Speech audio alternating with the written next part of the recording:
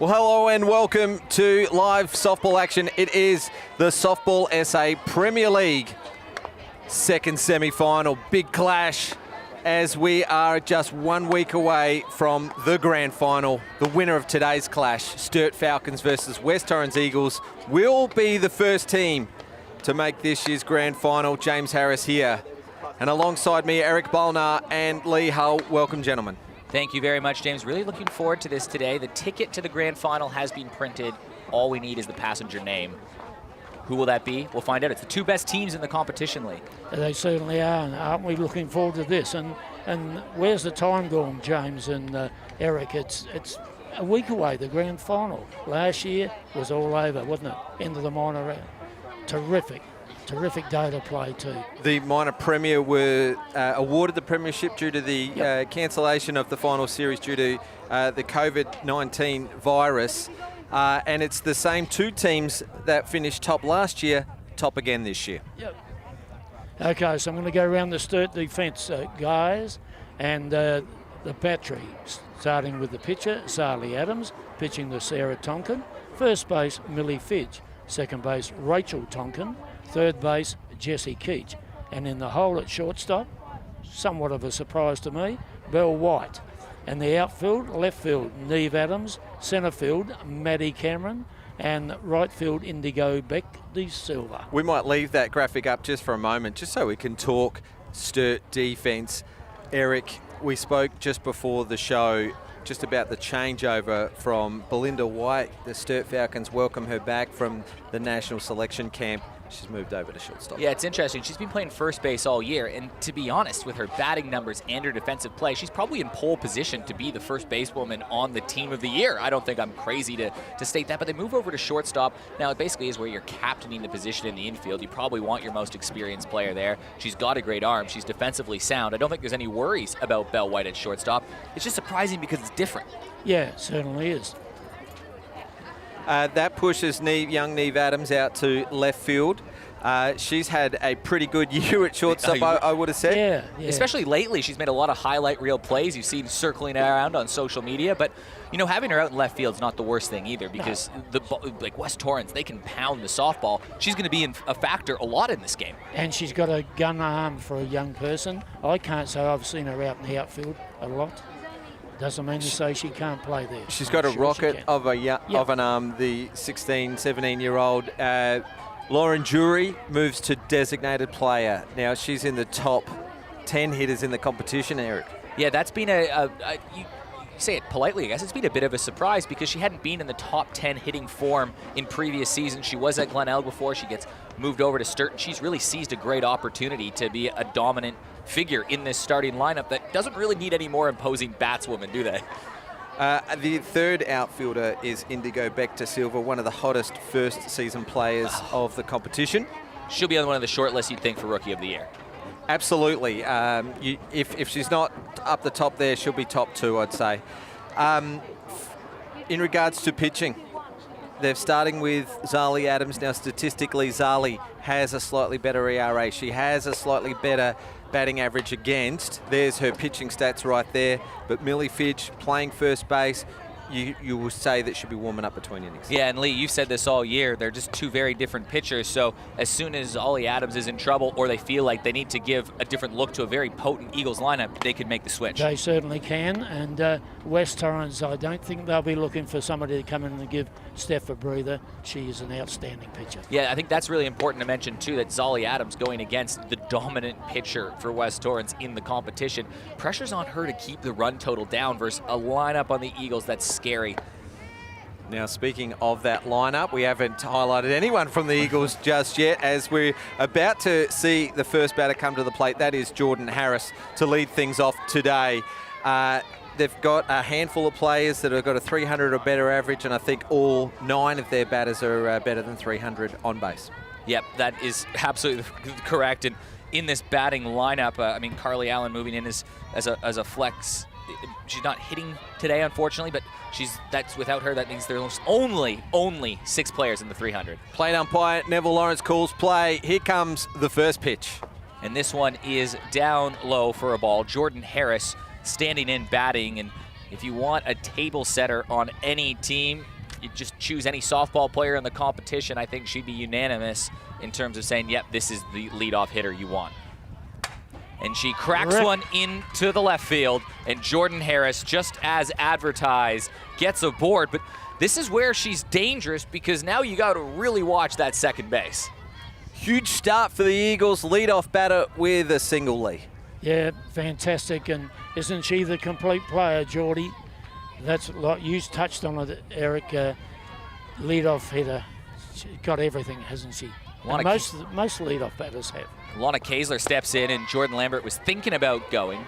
Lana was on the broadcast just a couple weeks ago, and we were having a discussion with her about when there's a leadoff runner on, do you lay down a bunt? And she's the two-hitter on the team. And she said, look, when you play on West Torrens and you have Jordan Harris standing on first, you don't need to lay down the bunt because she's going to take that base herself.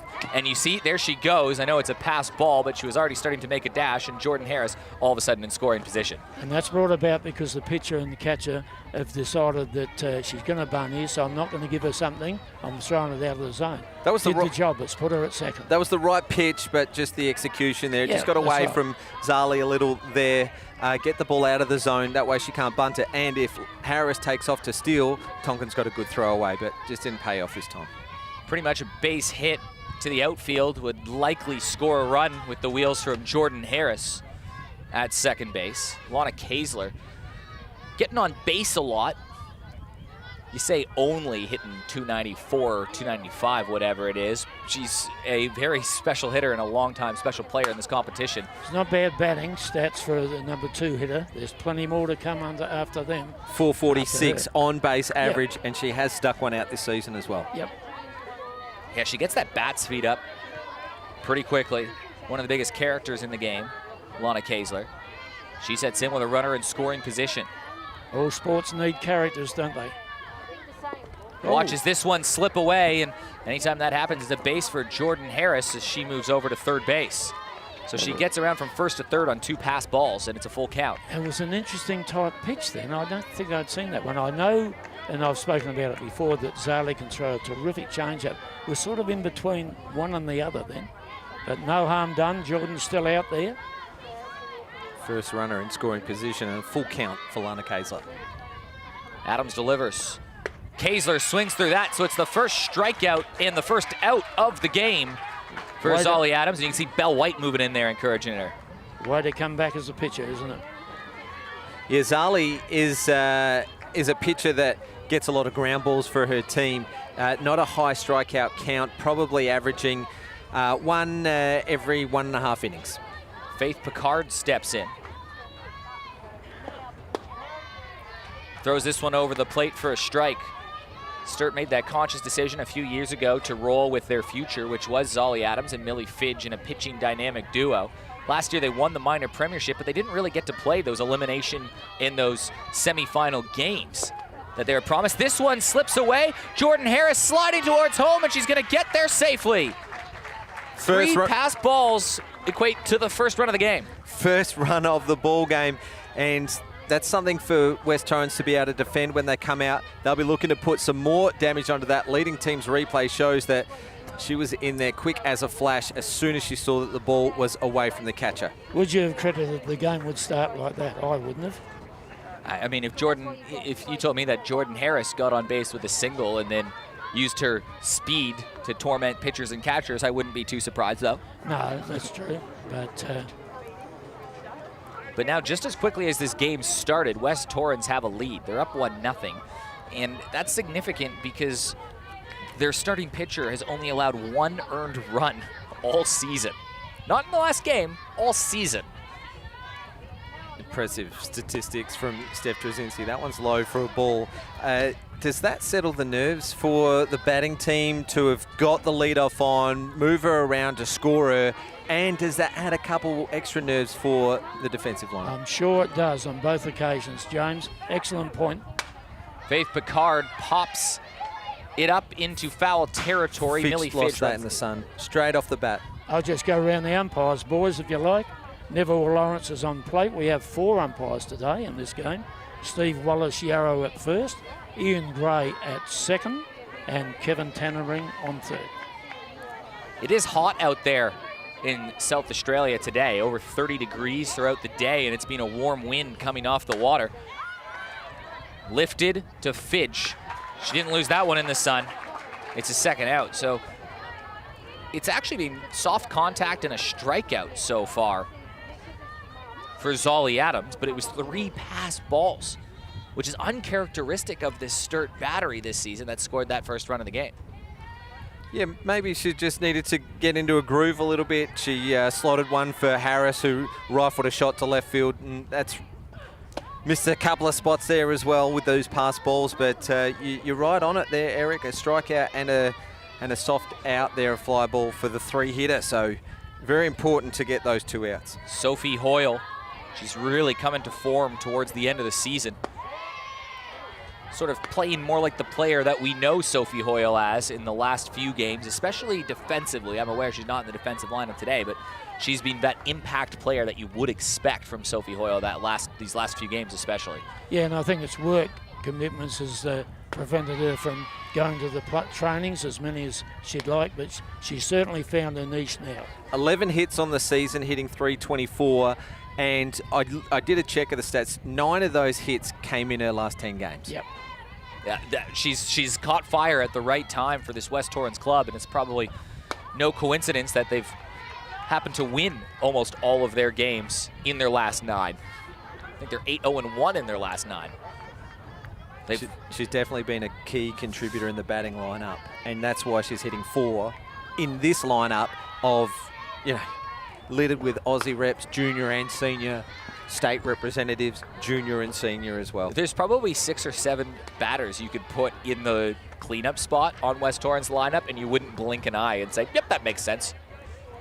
That includes Steph Jazinski, who's standing on deck. What a season she's had. So you're right. 4, 5, 6, 7 hitters of Hoyle, Trzynski, Schultz, and Nucky could all slot in there. This one hit to the outfield, and Sophie Hoyle gets another hit.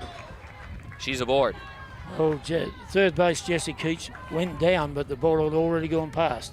It was going pretty quick. Leading teams to replay. It's hit so hard. Not on screen, but Hoyle aboard. Second base hit of the game. Steph Jazinski now up to bat. What a season Steph Jazinski has had, not just in the circle, but with the bat, which maybe came as a surprise to some people. Not that she's hitting, but it's how well she's hitting. She's among the leaders in everything. Well, if you look at the Kath Coral Medal formula, I guess you could say, of the last few years, pitchers that can hit top the vote getters. Georgia Hood comes to mind.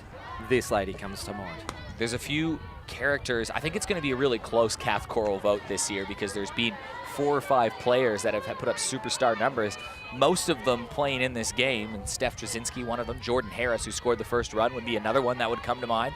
But Jazinski putting together one of the more special seasons we've seen from an Australian, regardless of whether she wins it or not this year. Yeah, 6 of the top 7 batters in the competition, all current Aussie squad representatives. Taylor Chillingworth, just throw that one in there. She can wear that as a badge of honour as the other. But I'll throw a name at you who's having a Kath Coral season. Maddie Cameron, 609 average, a 719 on base percentage, over a 1 point. She's my pick, slugging. I think it's going to change this year. Well, we'll wait and see, but she's fantastic, isn't she? I guess the problem you'd have is, Steph Jazinski and Jordan Lambert might be taking, or Jordan Harris, sorry, might be taking votes off each other. Belle White and Maddie Cameron might be taking votes off of each other. It's just it's going to be a very intriguing vote to see that unfold. Here's the pitch to Jazinski, and another shot right through that 5-6 hole. It's the 3rd hit of the game to the same spot. Well, you can't live in hindsight, can you? But Neve Adams has been getting dirty and diving, and she fields a little deeper than Belle White as well. Belle White obviously would have been catching at the Aussie camp, so maybe a little out of sorts playing at shortstop. Belle White hasn't read him very well off the bat. 3 hits in that gap so far this game. Yeah, it's just different. I think one thing that we've talked about on these broadcasts, especially you, Lee, you bring up the point all the time that Sturt just roll out the same lineup defensively every single week, and it's almost, you don't have to worry about it, and it's just a bit different this game. It's a better block from Tonkin. That said, if you wanted everybody to plug into shortstop, you'd probably expect Belle White to do it as well as anybody. Runner on first and second. Very important moment in the game. Kara Schultz, she's driven in a pile of runs this season. Rolled to Adams. She makes the play. One run comes across the plate for West Torrens. It's off of some pass balls and some base running from Harris, and it's a 1-0 game. We head to the bottom of the first. Could have been worse. 3 hits in the first inning. Kara Schultz just hitting it off the end of the barrel there. I think it's her first game in a while, guys. Has been out injured. She's had an injury, hasn't she? She'll be better off for it. To see a couple of pitches, we'll see her at second base in just a moment. Good defense there. We saw Kara Schultz ground out to Zali Adams. She has been generally pretty good off her own fielding. And we saw Millie Fitch take a good catch just in foul territory and a good strikeout against Lana Kaiser. Well, we turn it over to the lineup defensively for West Torrens, and Lee, it's another lineup you really like. I do. It's Steph Jazinski to Carly Allen. Carly's she's not batting in this lineup. Sophie Hoyle's batting for her and has. First base, Kelsey Nucky. Second base, Kara Schultz. Third, Lana Kaiser. Shortstop, it's Jordan Harris. And the outfield from left to right, Faith Pickard, Alicia Marching, Jackie Beal, and Jackie Beal is having a terrific season. She really is defensively and batting, and we'll talk about her when she comes up to bat. But really, one of the big focus is the woman you can see on your screen throwing those warm-up pitches. Steph Jazinski, she doesn't need much to work with to win a game. In fact, she probably just needs one run from her opposition to win a game. They've already got that one. These numbers, those aren't typos, by the way, on your screen. Unbelievable. You could think that they were typos. It's less than 4 batters an inning, and you need 3 outs to get out of an inning. So averaging less than 4 batters an inning, 1 earned run at an ERA of 0.19, and that's over 7 innings. And she's walked only 9 in 41 innings, and she struck out almost double the amount of innings she's had. And that batting average against is near impossible to get. Yeah, it's been really fun to watch her this season, and I think that 0.04, 0.084, I don't even think I've ever had to say in any of my broadcasts a number just like that. I mean, that's basically a hit every 14 batters. In fact, in the last game that she pitched in the broadcast, she got the first 14 batters out in order, and then on her 15th hit, that's when it came up in true to form. So she's just put up ridiculous numbers. I don't even know how teams try to attack a pitcher that's on fire. James, you as a player, what do you do when you're going against a pitcher that's just on a roll? Well, no, it's a little bit different calling from the cheap seats back here. It is. That's for sure, because what I would do is that I would obviously need to have a look at the pitcher first of all, see if she's got any tells, know the count as well, cut that batting strike zone in half as well, only attack low pitches, seeing as that her best pitch is the Riseborough. In the last broadcast we did, in the first 16 batters, we kept track of those first pitch strikes. 15 of the first 16 batters she threw a first pitch strike to, and true to form against Sarah Tonkin, it's a first pitch strike from Steph Jazinski. She works ahead in counts early and often. Yep. Sarah Tonkin moving to the top of the lineup. No Ada Caruana. It's a big out for Sturt, someone that brings a lot of speed, but Sarah Tonkin, Rachel Tonkin, Belle White, Maddie Cameron, about as dangerous as a top four. There's still plenty there of hitting. 1-1 count. Tonkin's a grinder up at bat too. Yeah, 411 on base average. Doesn't strike out very often, probably 1 in every 15 turns at bat, and 10 walks. You know, I put that down to James and Eric. Put down that she's a catcher, sees a lot of the ball, got a good eye for what is a ball, what is a strike. It's her job to know where the strike zone is. 2-1 count. And Jazinski falls behind 3-1. I'll tell you another advantage she's got. She caught to Steph Jazinski in the Under-19 National Championship that the South Australian team won in 2015. So she has caught to her in the past. Stars teammates, of course. 3-1 count, hitters count. Ripped Kaesler grabs it across the diamond, and that was just a difficult play. Made look easy from Lana Kaesler at third. Yeah, weight was going up the middle, so she had to field it cleanly first and then change direction so she can get a throw across. Leading team's replay. Jammed up, Sarah Tonkin. Look how quick that transition was from glove to hand. It wasn't even a close play. No. Rachel Tonkin steps up. Must be so nice to be a pitcher, no matter who you are, on West Torrens. You saw Maddie Scott rely a lot on her defense. You've seen Steph Jazinski do the same thing. Taylor Mead this year. Especially on that left side, it's been pretty good. Floated to center field, and Jordan Harris moves over and scoops that in.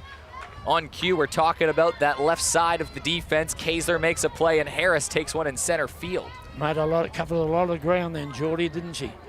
Yeah, that was in a tough spot as well. Alicia Marchenk, if she was in perhaps 1 or 2 steps closer, may have had that play. Yep. And Cara Schultz at second just left it for Jordan. She called it early and she got across there quick smart for the second out. Having 2 outs on the board, so crucial because this middle of the lineup features your 1 and 2 batting leaders in the competition, or 1 or 2 of the leading batters, certainly the leading one in Maddie Cameron. She's batting after this woman, Belle White, who's put up a crazy season as well. The fortunate thing for the Eagles here is there's nobody on base with White and Cameron, so that's a plus for them. 16 extra base hits for Belinda White in the season, 25 RBIs, leading the league in both categories, but 490 batting average. Third in the competition. That's the crazy part, is that's just third. Georgia Hood batting 500. And Maddie Cameron, who's the next batswoman, we'll save our chat about her when she comes up to plate because she has been feisty this year. 2-0 count. Throws it in for a strike, 2-1. Not often you see Steph Jazinski work behind in counts, but that's where she's working now. Belle White not happy with that one. Came across belt height though, that's in the strike zone.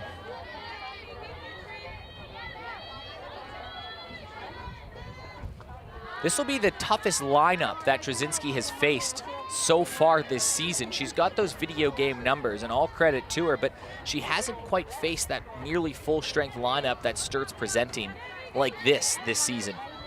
And they bat very deep, don't they, Sturt? That's why they're on top of the ladder, of course. Alternatively, Sturt really haven't faced a pitcher like Steph Jazinski at full strength all season. She was just coming back from injury, and look, I'd go back more than a couple of seasons since they last faced. Steph Jazinski, maybe an inning or 2 last season, but they would have done the same tactics as they done this year last year, and that's hidden her from the likes of Cameron and White. For games like this. Yeah. Full count. Jazinski trying to get through a 1-2-3 inning. Crunched. Right field. Going foul. Well, when pace meets pace, balls go a long way, and that's what happened there. Unfortunately, it was foul for Belle White. It was pretty well hit, but it was late and it was opposite field. So Belinda White doing the right thing, hitting the ball opposite. But there is a bit of wind around today as well. That probably helped a tailing ball push it to the right side. So out of harm's way for White. I think she could throw the rise here to finish the front off. Would you expect anything but in a great battle at bat between 2 members at one time of the Australian national team? Hard hit. Great. She's aboard. And now it's going through. Great shot to White. She just shortened up her grip just a little just before that one. So she was up the handle, probably might be able to see it just a couple of centimeters down, and it was hit so hard that Harris only saw a flash to go right by her. So 4th hit of the day, all in that 5-6 hole. All very similar, weren't they? Along the ground. Maddie Cameron. Hard hit, first swing. This going to left field, right to Faith Picard, and she makes the out. It was a hard hit ball. They might have got away with one there. Right hit, wrong place. West Torrens are going to head to the 2nd inning, 1-0 leaders.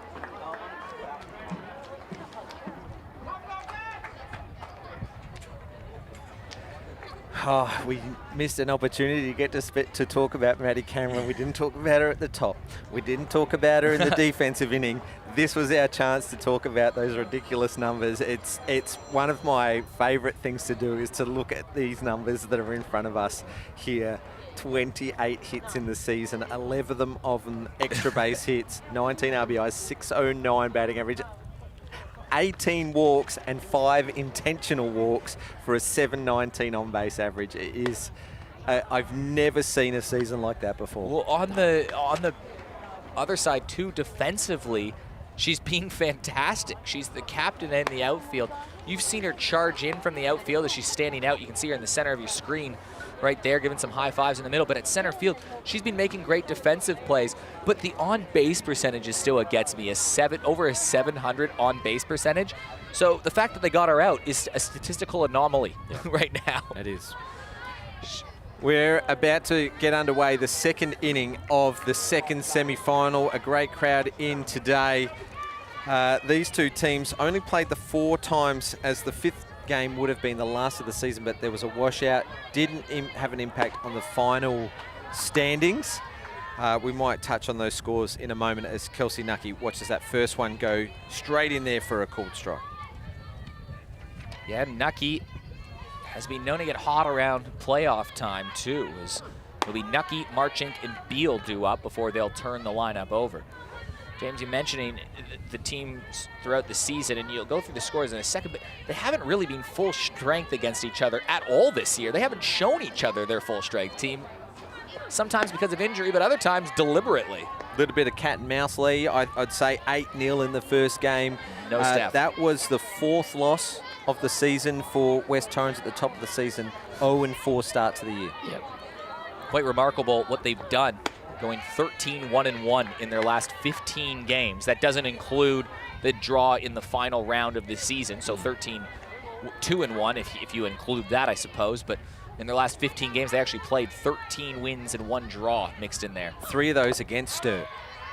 Nucky fouls that one off. 3 wins against Sturt, the only team in the competition with a winning record against Sturt. Yep, and they put up runs against them. 7 runs, 11 runs, and 5 runs in their last 3. Yeah, 11-run game came when Jesse Keach was pitching, not a known pitcher in the Premier League. Again, it's as a good pitch from Keach gets Nucky to chase. Came back well then, didn't she, Zali? She was well behind, threw a couple of decent pitches. Get out of there. Second strikeout for Adams. Takes a deep breath there.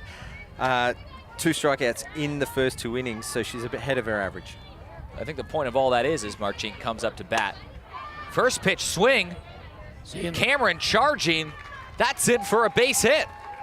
Alicia Marchink making an early contribution and getting aboard. See how the wind's pulling that ball up on that side when it's in the air?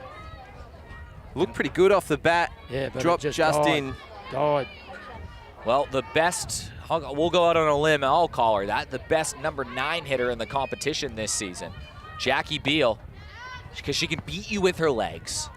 She can lay down the bunt and do the team thing, and she's been driving the ball very well. She's got a very high average. She's been getting on base for Jordan Harris to drive her around. And the big plus is she knows her limitations. She doesn't go fence. She just works in that little area.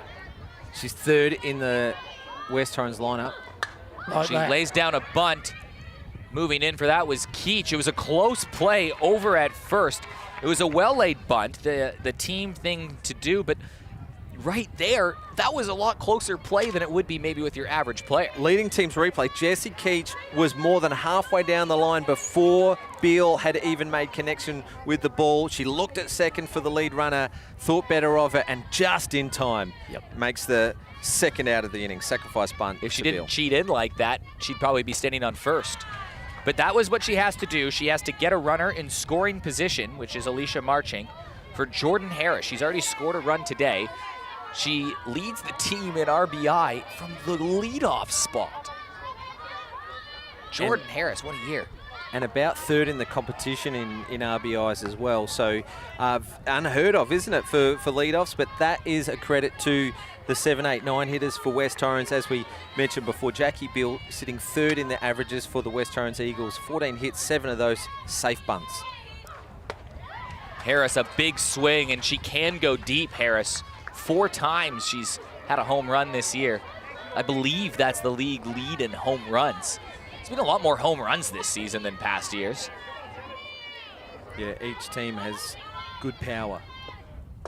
Harris just holds off. Tempting, just nibbling away, wasn't it? It was a good pitch from Zolly. Yeah. That was off the outside edge. Otherwise, I'm sure she would have followed through on that swing. 2-2 count. 2 outs, 2-2 count, runner on second, 2s across the board. Harris again just watches that all the way outside, so it's a full count with 2 out. Alicia Marchink, who has a bit of speed, she'll get a good jump on this ball. This is cat Low and and mouse stuff, isn't it? Cat and mouse stuff between these two, Zali and Geordie. Chopped down the line, Keach across the diamond, really close play, but Keach had enough on it. She gets the out and retires this speedy Harris, and Sturt get through the inning unscathed. Sharp chance for Keach. This one came to her. She had to move to her backhand side. Still fielded it right over the top of the ball. So just one for the kids out there. Get over the top of it if you can. And then she was able to transition and fire it across for the out. 2 good plays back-to-back for Jessie Keach. Gets the Falcons out of that inning. That's a big-time play, because if Harris, had a big hit and got through, Jessie Keach over at third, or the next batter up drives them home in Lana Kaesler, all of a sudden it's another run that they have to make up against Steph Jazinski. 1-2 runs is manageable, but anything over that you feel like honestly might be out of reach for Steph Jazinski, as crazy as that sounds. Jazinski throwing right now. Another thing about Steph Jazinski is I've heard a few people around the ground say, oh yeah, we can get to Steph, we can get her rattled a little bit. Tell me when that's happened this season. She's got 42 innings of work. People have said that, but it's not possible. I wasn't there when you were talking about it. I would have laughed at those people, because I'd like to get the proof from them that they've done that. That's exactly what I've said to everybody. I was like, well, tell me when she's been rattled. Tell me when. I've watched Steph go from a junior player into the senior player that we see here. 4 years at college, couple of years in Europe. She went away with the Aussie Peppers in the Premier League, in the MPF, as well as Aussie tournaments at the APC and SummerSlam, and I've never seen her flustered. And you talk about some big games that she's pitched, whether it be at national championships or even in the Premier League. You've seen this year, she's been unhittable nearly. I think you saw Belle White get a hit. That's a rare occurrence. Yeah, 1 in 14, right? She's been fantastic to watch this year. Ooh. Good contact from Millie Fidge.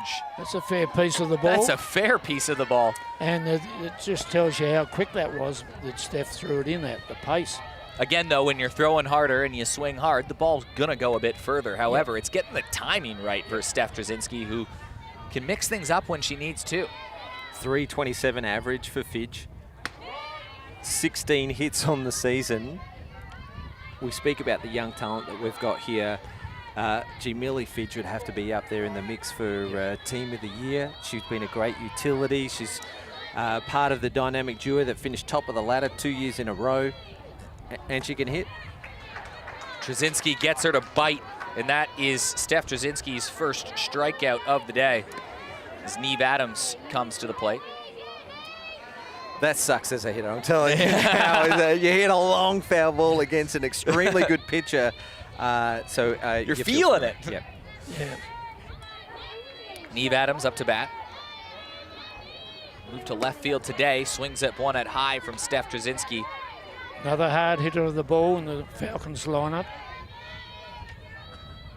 Yeah, 283 batting average for a young player in her first season of Premier League is pretty handy to have in your lineup. 10 RBIs. That's also impressive. That's pretty good, isn't it? 4th in the team. For sure. Jazinski to Adams once again on the 1-1 count.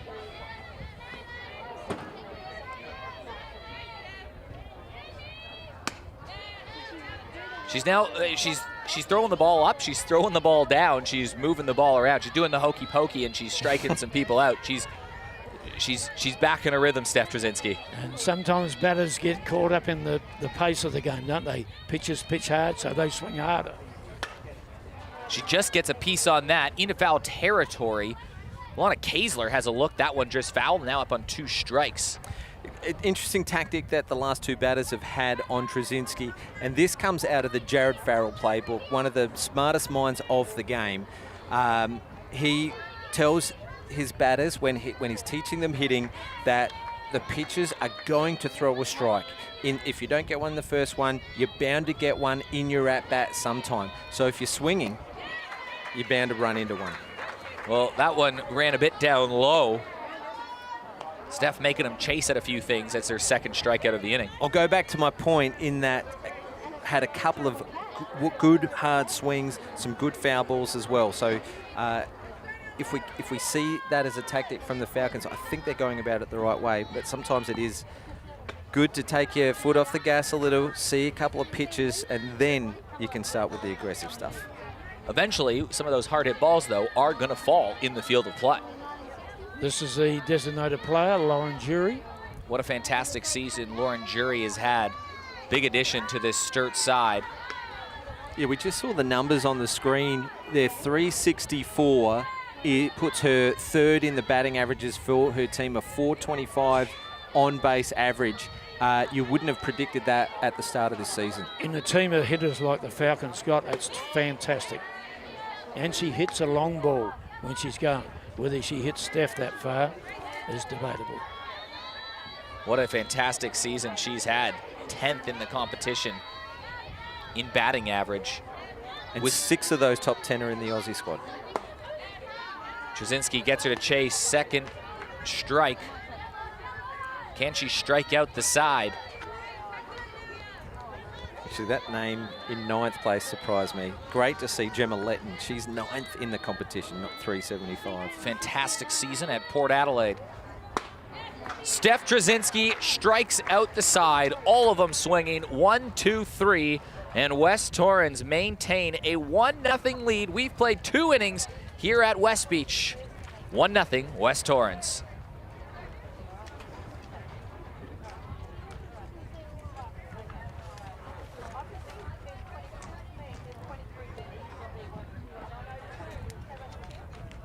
Well, again, another fantastic inning from Steph Jazinski. In the first inning, those top of the lineups, they were getting some contact off her, but there, even though, like you said, James, they were making some hard contact going foul, but Steph Jazinski just keeps working the counts, and she eventually had the knockout blow 3 times in a row. Yeah, no strikeouts in the first, 3 in the second. I think we're going to start to see a little bit of dominance and muscle being flexed by West Torrens. Could this be the time, the top of the 3rd inning, that they put their foot down and get out of reach for the Falcons offense? Yeah, and out of reach might mean 3 or 4 runs in this instance. However, I'm curious to see the next time that Steph Jazinski comes out to pitch, because we will turn the lineup over and batters will get a second look. We'll see what a very talented Sturt team can do when they're making an adjustment. But speaking of second time through the lineup, that's exactly what we're seeing from an equally talented batting side. We begin the 3rd inning with Lana Kaesler leading things off, and a first pitch swing into the outfield, right to Indigo Beck Silva. Yes, and you can see Lana Kaesler pumping up the dugout with that table setting hit. First pitch, aggressively getting after that first one and going opposite field as well. Beck de Silva gets across quickly to get it in there, but Kaesler is aboard. And when the leadoff's on, definitely improves the chances of scoring. 5th safe hit for the Eagles. What have you seen? Bit. What have you seen on the leading team's replay? Yeah, just you could see at the very end there is Lana Kaesler turning to the dugout and saying, "Come on, let's go." Just rallying her team and pushing them. Like you said, James, you can sense this is an opportunity with the lineup going through the second time in the middle, a chance to add some runs to this total. Yeah, this is Faith Picard as Kaesler took off on the pitch. It was a pitch out. Sarah Tonkin throws it over. The tag is made. Kaesler not happy. And half the crowd weren't happy either. I think there was a signal put on. Picard sort of flinched, as we see there on the leading team's replay. Tonkin with a quick transition and a great throw over. How's the dive from Belinda White to get the tag? Getting dirty to complete the play. Great first up out, denying the Eagles as this one comes off the end of the bat. Keach across the diamond, and it's out number 2. So as soon as he had that table-setting single, it's 2 quick outs here in the middle of the lineup. 2 outs and 2 pitches. Here's a reverse angle. Just got her. White claims it. Maybe the umpire blindsided by the tag and the dive, but look. That was a diving effort, though. Yeah, looked out to me, too. Well, what I love about this in this moment is Sophie Hoyle steps in. You see Lana Kaesler, she gets aboard. She shows a lot of emotion back to the dugout, and then she's quickly thrown out, and you can see the big reaction from Belinda White as she tags out Lana Kaesler. You can see the emotion now on these athletes' faces. You can tell this game means a lot. The loser has to face Sturt, or not Sturt, sorry, Hills in the elimination preliminary final, which is something nobody wants to do. And you don't want to come off a loss and face up to somebody that's come off a win. Not after the game they played the Hills Heat on Wednesday fantastic. night. Fantastic. I feel like we're into the game now. It's a 7-inning contest, no time. Top of the third, 1-0, and now we're seeing those highlight reel plays that you might expect between the 2 top sides all season long. Hoyle, Keach, fantastic glove play, throw a little wayward, and Sophie Hoyle will go to second. It was the 4th play in just 2 innings for Jessie Keach. She just looked like she had a handle on it, didn't she? And then just a wayward throw. We'll see West Torrens with a runner in scoring position. Leading team's replay, a sharp take. Just lobbed it over. She didn't throw it hard. And Millie Fitch has some reach. Looked like she just tried to guide it in the last minute. So a runner in scoring position for Steph Jazinski. She's 1 for 1 on the day. First pitch swing, scoop by White. Across the diamond, no mistake there. A 6-3 put out, nice play from the Aussie Spirit co-captain. Belinda White making it look good. Watch the leading team's replay. She got that awkward second, third bounce and it popped up about waist height. She took it well in the end. She read it well. Second, third bounce. And a bit screened by the runner. Yep, and then you're never going to doubt that throw ever from Belinda White. The best throw in the business.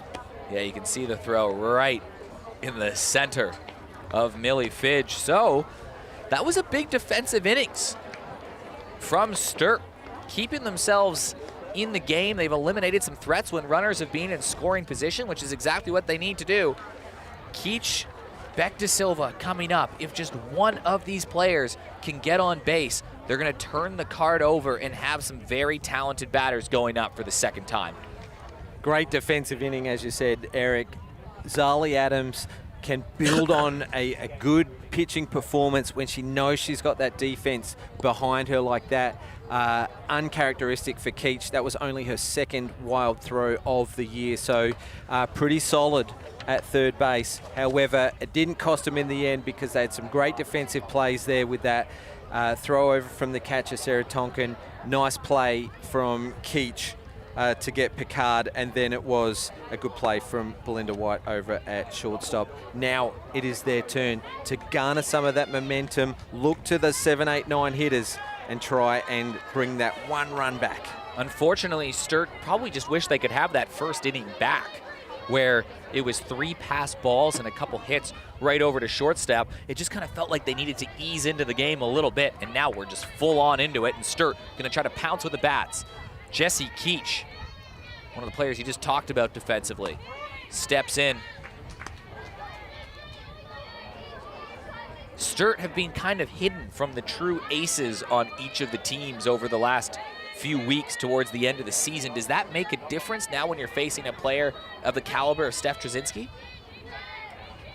Yeah, maybe. I also think there might be something in a tactic to stay with Jazinski a little bit. The 40 innings that she's pitched, I can't say if there's ever been a 7-inning game in there. So with an injury over the off-season as well, she hasn't ever pitched 7 innings that I can recall in 12 months. That's a fantastic point, and you know, she is someone that is still towards the end of the recovery from a fairly significant injury. For West Torrens, I'm sure they don't want to have to pitch Steph 7 innings today, 7 innings Wednesday, and then 7 innings in a grand final situation with 21 innings over a course of 3 days or 1 week. Win now. Yeah. Well, having said that, I said it last inning, I've never seen a situation that Steph Jazinski can't work her way out of, and she is the best for a reason. The best I've seen a South Australian product. And those injuries, as Keach fouls that away, that's also a testament to how hard-working Steph Jazinski is. There was a conversation in October this year when the season started. We didn't know if Steph was going to pitch or if she was going to pitch at all this season, whether it be late in the year. And then by Christmas, she said she was good, and boy, was she ever. Keach battling away in a 2-2 count. Gets it into play, fighting the sun. Kaesler makes the out. That's the first aside. She's a hard worker, Steph Jazinski. One of the interesting words that I heard described, I'm around the Adelaide Giants professional baseball team in the Australian Baseball League here. They share a lot of the same cages sometimes in those early morning workouts when they're using the lanes here at the Diamond Sports Complex. And you hear players all the time rave about how hard you can see Steph Jazinski working from the softball side of things, calling her a bubble of focus. Well, you get out of things what you put in, don't you? And she's a classic example of that, Steph.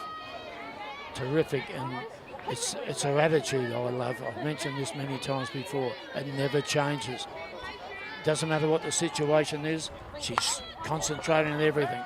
Beck De Silva tried to lay down the bunt, and it just was lined right to Lana Kaesler. I don't mind that. That's a different strategy. Just put the bat in ball and force the defense to make a play to try to get on base. Unfortunately, probably wasn't as executed as well as Indigo Beck De Silva would have liked. Yeah, certainly. But the attempt was there.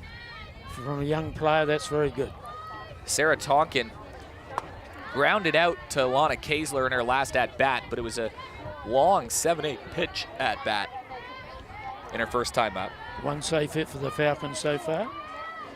Can Sarah make it too? Normally up the middle hitter, Sarah.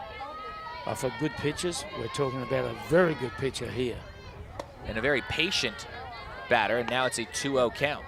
Yeah, you can see her numbers on the screen. 20 hits on the season, 10 walks, and that is why her on-base percentage is .411. And Tonkin, similar to Hoyle, a lot of those hits have come in the last half of the season. 2021 flicked over, and she went on a tear. Bat on ball, foul. Yeah, I'd even say it was the last half of the first bit of the season as well. So the last half of the first half. Yeah, that's right. The second quarter of the season, she really turned it on and started to show the form that earned her the catcher in the team of the year last year. Yep. Yeah, it was right around that fully loaded time. Hard hit ball. Does it drop? Oh. Wind. See the wind take it that time. She missed it by about a meter. That would have been extra bases.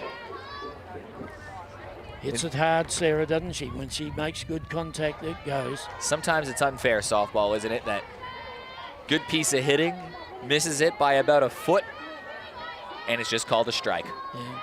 And then you can miss-hit the ball, and they throw the ball across over the top at first, and you're get standing two on bases. second. Yep. Gee, that one didn't look like it was too far away. You can see a wry smile on the face of Jazinski because we saw the first batter of the it was Faith Picard. Her first pitch was off the plate, so Jazinski not getting that same edge. Hard hit ball up the middle. It drops in. Alicia Marchink collects it, but Sarah Tonkin, her second straight gritty at bat, and she's aboard with a 2-out single. Up the middle, no surprise to me from Sarah. Great shot from Tonkin. We're seeing Indigo Beck De Silva come out to run courtesy runner, 2-out, catch a speed-up rule. Watching the leading team to replay, it was a good shot up the middle, just out of reach of Marchink. And you mentioned a gritty turn at bat. Actually, call the action here for us, Eric. Tonkin, Rachel Tonkin, Sarah's sister. 2 gritty at bats for Sarah Tonkin. Steph Jazinski averages 4 pitches per batter. And Tonkin's just grinded out her 2 turns at bat. She's faced about 11, 12 pitches total. Yeah. That's a great stat, James. Rachel Tonkin.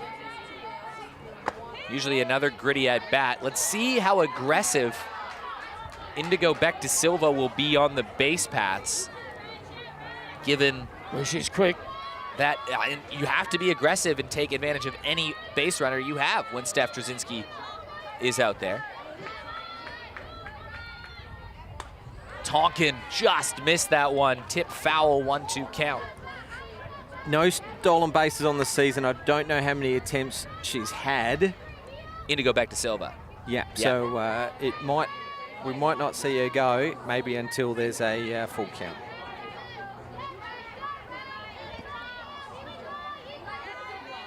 Allen's got a good arm behind the plate. Tonkin, just a little swing. That's sometimes all you need to put the ball in play. Drifts foul. Especially against the pace of Steph. 16 hits on the season for Rachel Tonkin. She came alive at a similar time that her sister did in the season and was starting to collect multiple hits per game as well. Batting average started to jump up. She's over 262 now for the season. Doesn't strike out very much, only 3 for the season. Yep.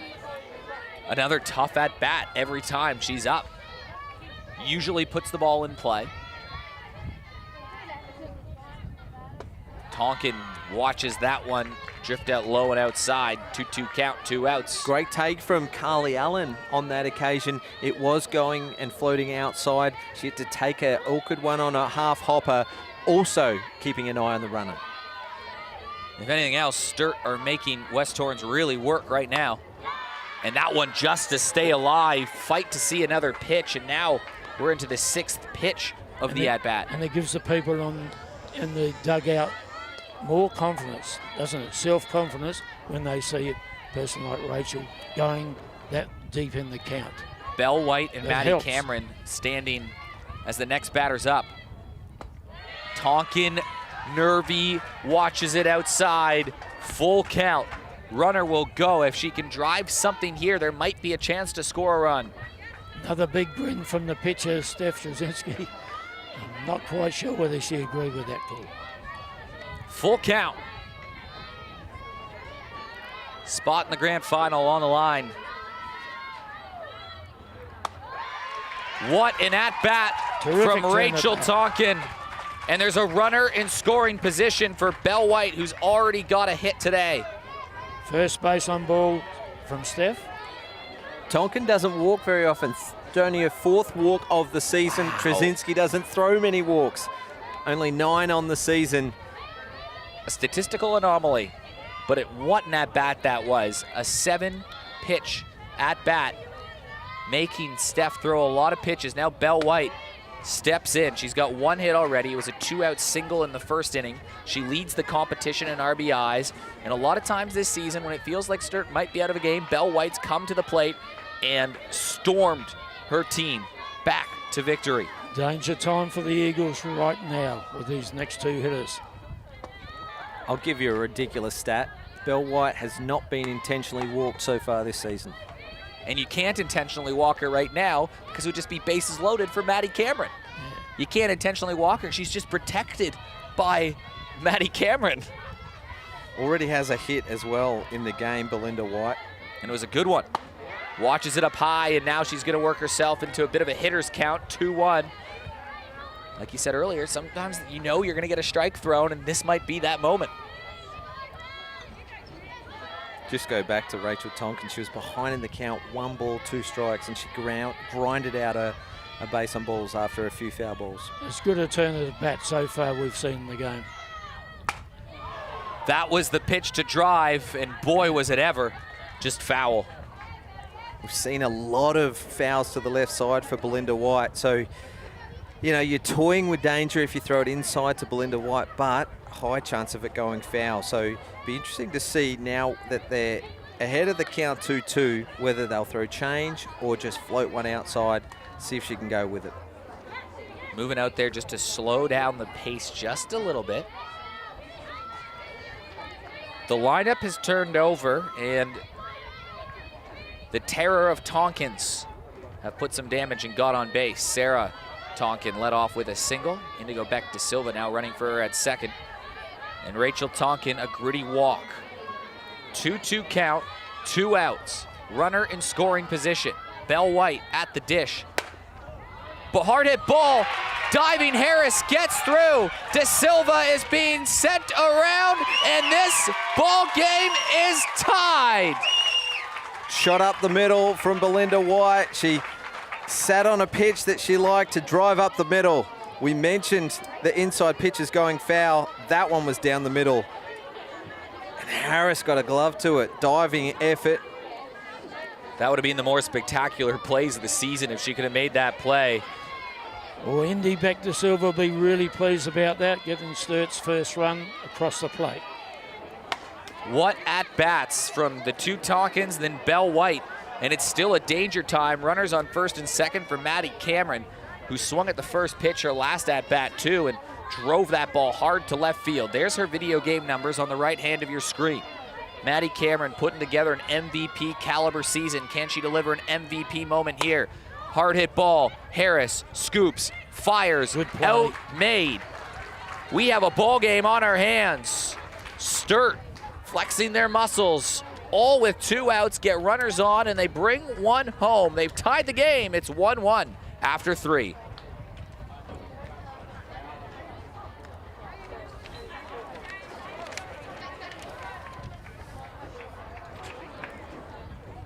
Well, gentlemen, we have ourselves a really intriguing contest on our hand now. I think the most special thing about that inning for Sturt is that was all with 2 outs. Yeah, 2-out rallies will kill you defensively because you're probably taken a little bit of comfort in getting the first 2 outs of the inning, and then you come around to the top of the order, and then bang, you see Tonkin grind out a 7-8 pitch turn at bat for a single. And you see Tonkin come in and grind out a 7 or 8 pitch walk. And then it was big Belinda moment, White. Belle. All season long, Belle White has done that. You give her a sniff, you give her an inch, and she takes a mile every single time. How many times this year have we seen those late inning home runs that she's had, or those big bases clearing doubles? It's unbelievable. Whenever the moment is called upon her, she rises to that occasion. So it's a 1-1 game. Also shows how important defensively Sturt were when they had a runner in scoring position back in the first inning with 2 outs, and then they had a runner in scoring position with 2 outs in the third, and West Torrens unable to bring the run home. Good defense from Sturt kept those runs off the board. Cara Schultz leads things off. We're about to start the 4th inning.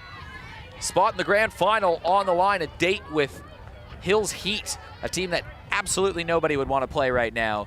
On Wednesday night, it's a 1-1 game. They were impressive, the Heat, weren't they? They were terrific.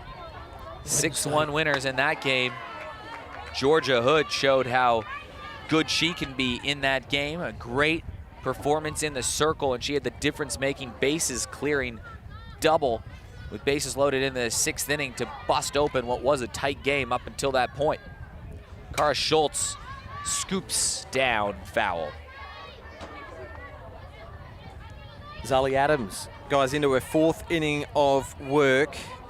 She faced 6 batters in her first inning, then 4 in the second, 4 in the third, so she's tightened up. And one was off an error. One was off an error.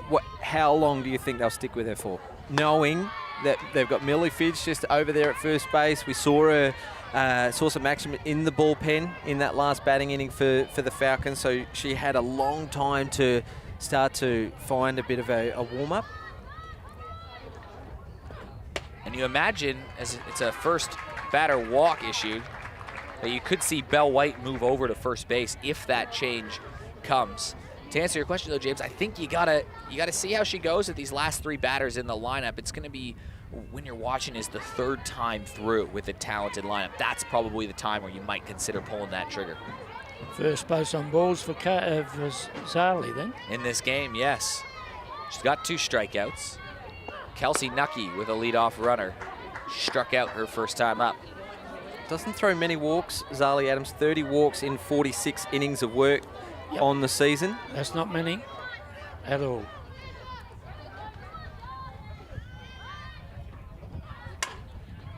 Keach bobbled. Belle White backs it up. Throw over to Millie Fidge. A good pick. But runners on first and second. No outs. Big moment for West Torrens. And timeout called from the Sturt coach. Justina Adams will come to the mound. Gee, Belinda White, even off a bobbled ball at third base, she still had to go to her backhand side. Still thought she had a play. Nucky was in there safely, but the fact that the ball bounced, it was a crucial pickup from Fidge, because that could have seen Schultz move from second to third. And that will be the end of Zolly Adams and her day. Millie Fidge now standing in the circle. So good timing on your question about 3 minutes ago, James. You asked when they're going to make the change. The answer is now. About that halfway point through the game as we're into the fourth inning. There's Millie Fidge's numbers on the air. 62 innings pitched with an ERA of 2.68, 77 strikeouts. So that's where she leads this dynamic duo of young pitchers in the Sturt Falcons, the number of strikeouts. So we could see the opposition batters strike out a little more with Fidge up to bat.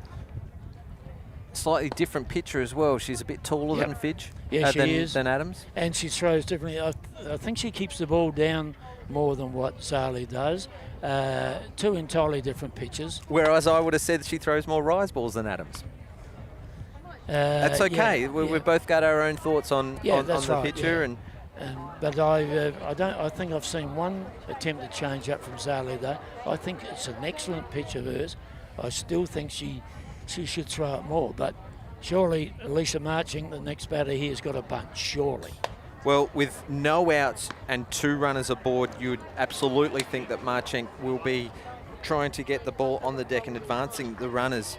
But I think it's a crucial moment for the pitching change as well.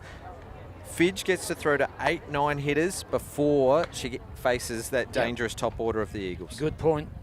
Very good point. Zolly Adams, who started this game, moves over to first base where Millie Fidge was. So it's a straight swap. You're getting to see both heads of the dynamic duo for Sturt today. And Millie Fidge comes in at a big moment. Schultz at second, Nucky at first. Marchink, who is 1 for 1 with a hit to center field, is the batswoman. Here's the first pitch from Fidge. Showing bunt, that rides up. Yeah, and that's what good pitchers will throw it up or away from you, knowing the situation. Now, just be ready now. Second or third pitch here, bunt. It'll be Guts' pitch. No, good batting. Just held back. Now she's got to come back with a strike. 2-0 count. Yep. Free hit. It's a free hit time. Zolly Adams moving in, getting at first base, getting ready for that bunt. Lays down the bunt. It's a good one. Adams to first. Wasn't the easiest of throws with the runner running down that line, but she makes the out, but the job was done by Alicia Marchink. Couldn't ask too much more of Marchink here. She got the ball on the deck, and it was in the field of play by a foot, which meant that Adams had to field it to make that play. She couldn't think about it for too long, because otherwise Marchink was going to be safe. She didn't have time to even check the runners, who have both advanced. Runner on second and third for Jackie Beal. She had a sacrifice bunt in her first at-bat. So if I was Beal, I would be playing closer to third base here for this batter. Lays down a bunt, and it's in the air and brought in by Jessie Keach. Yeah, good take from Keach. She did this last time against Beal. She was on her bike and halfway down the line before the batter had even made contact. Then she had to hold up as the ball was popped up. She had to reach high for it, but didn't have to jump too much for it. Another timeout call. Yeah, Justina Adams probably having the timeout because she can sense it's a big moment knowing who the batswoman is walking in with runners on second and third. Jordan Harris, who's had a tremendous season, steps up to the batter's box. Just like how Sturt has called upon Belle White in big moments this season to either bust games open or complete comebacks, Jordan Harris has done exactly that for West Torrens this year. When there's been an opportunity to call game, she's been taking that shot. Was the conversation for an intentional walk, or was the conversation to say we back you to get this out? It's a good. It's one or the other. if you intentionally walk her, which they are doing, it does load the bases for Lana Kaesler, who has a hit today. It's pick your poison. The Eagles have only had one intentional walk against them the entire season. It was Lana Kaesler. It's pick your poison, because Lana Kaesler will be thriving on this.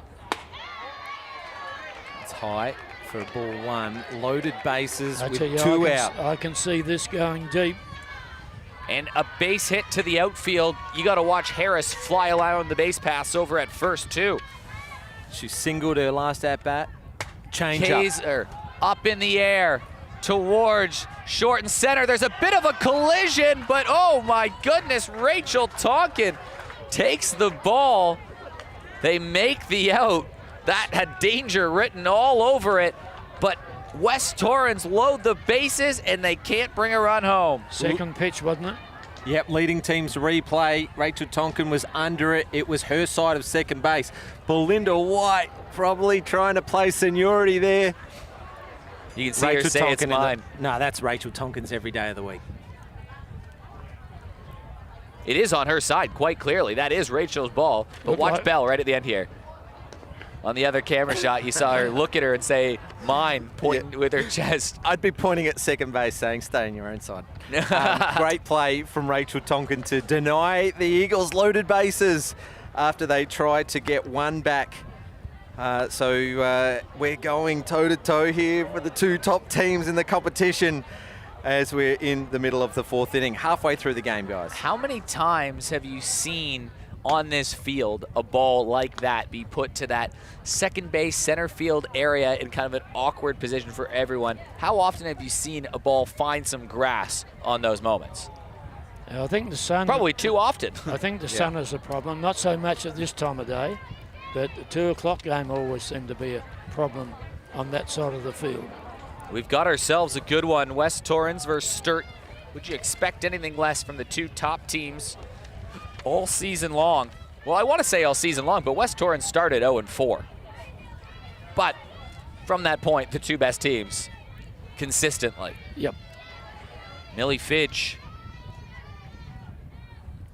leads things off, the new pitcher for Sturt. 0-for-1. Top two teams in the competition, and they were set to face off final round. It was a washout, but the winner of that game could have determined top place, but superior runs against for the Falcons would have seen them minor premiers either way, you would have thought. I wonder how that game would have played out, knowing that they're facing each other anyways. Superior running, it would have had to take something special for the first and second home side batting to switch. It probably would have just been a, we'll play this game just to play this game kind of feel in the last game of the year. This is a very good turn at bat by Millie. Very patient. 3-0 count. She's way ahead. We saw her smash one foul in her first turn at bat. Takes that for a strike. You get the feeling that they get out of the bases loaded jam, Sturt. They strung together a couple hits in the last inning. Certainly that confidence level has to be lifting among this Falcons side. It's the battle of the birds, the Eagles versus the Falcons. Millie Fidge, there was another hard hit ball. Just looped foul. Yeah, another great turn at bat from the Falcons, really grinding out the at-bats, making Jazinski throw a lot of pitches. It was a 3-0 count. Fidge has walked only 3 times on the season, but she did the right thing for the team. She watched that fourth one. She did. And now she's protecting the zone. It's been a great turn at bat.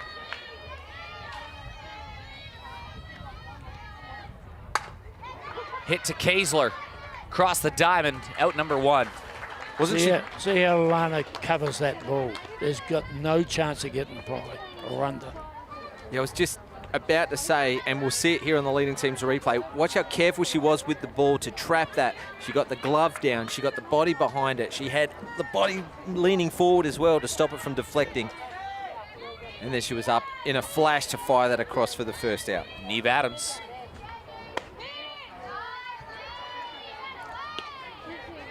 Well, it's been a few batters in a row now for Steph Jazinski. She's not in the typical race ahead with that first pitch strike.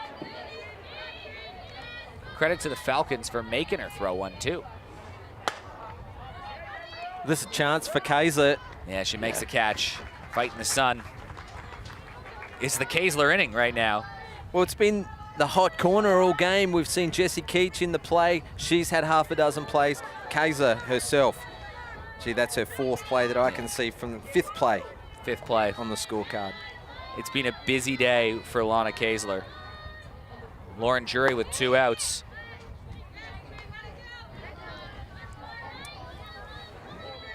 Bottom of the 4th.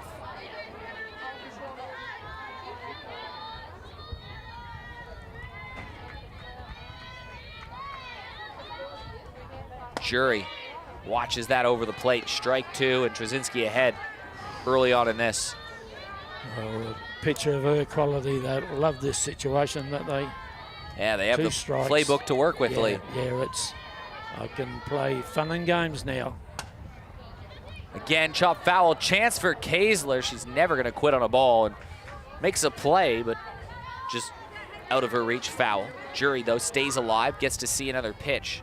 I think it's every pitcher's favorite count, the 0-2 count. Yeah, you can do pretty much whatever you want.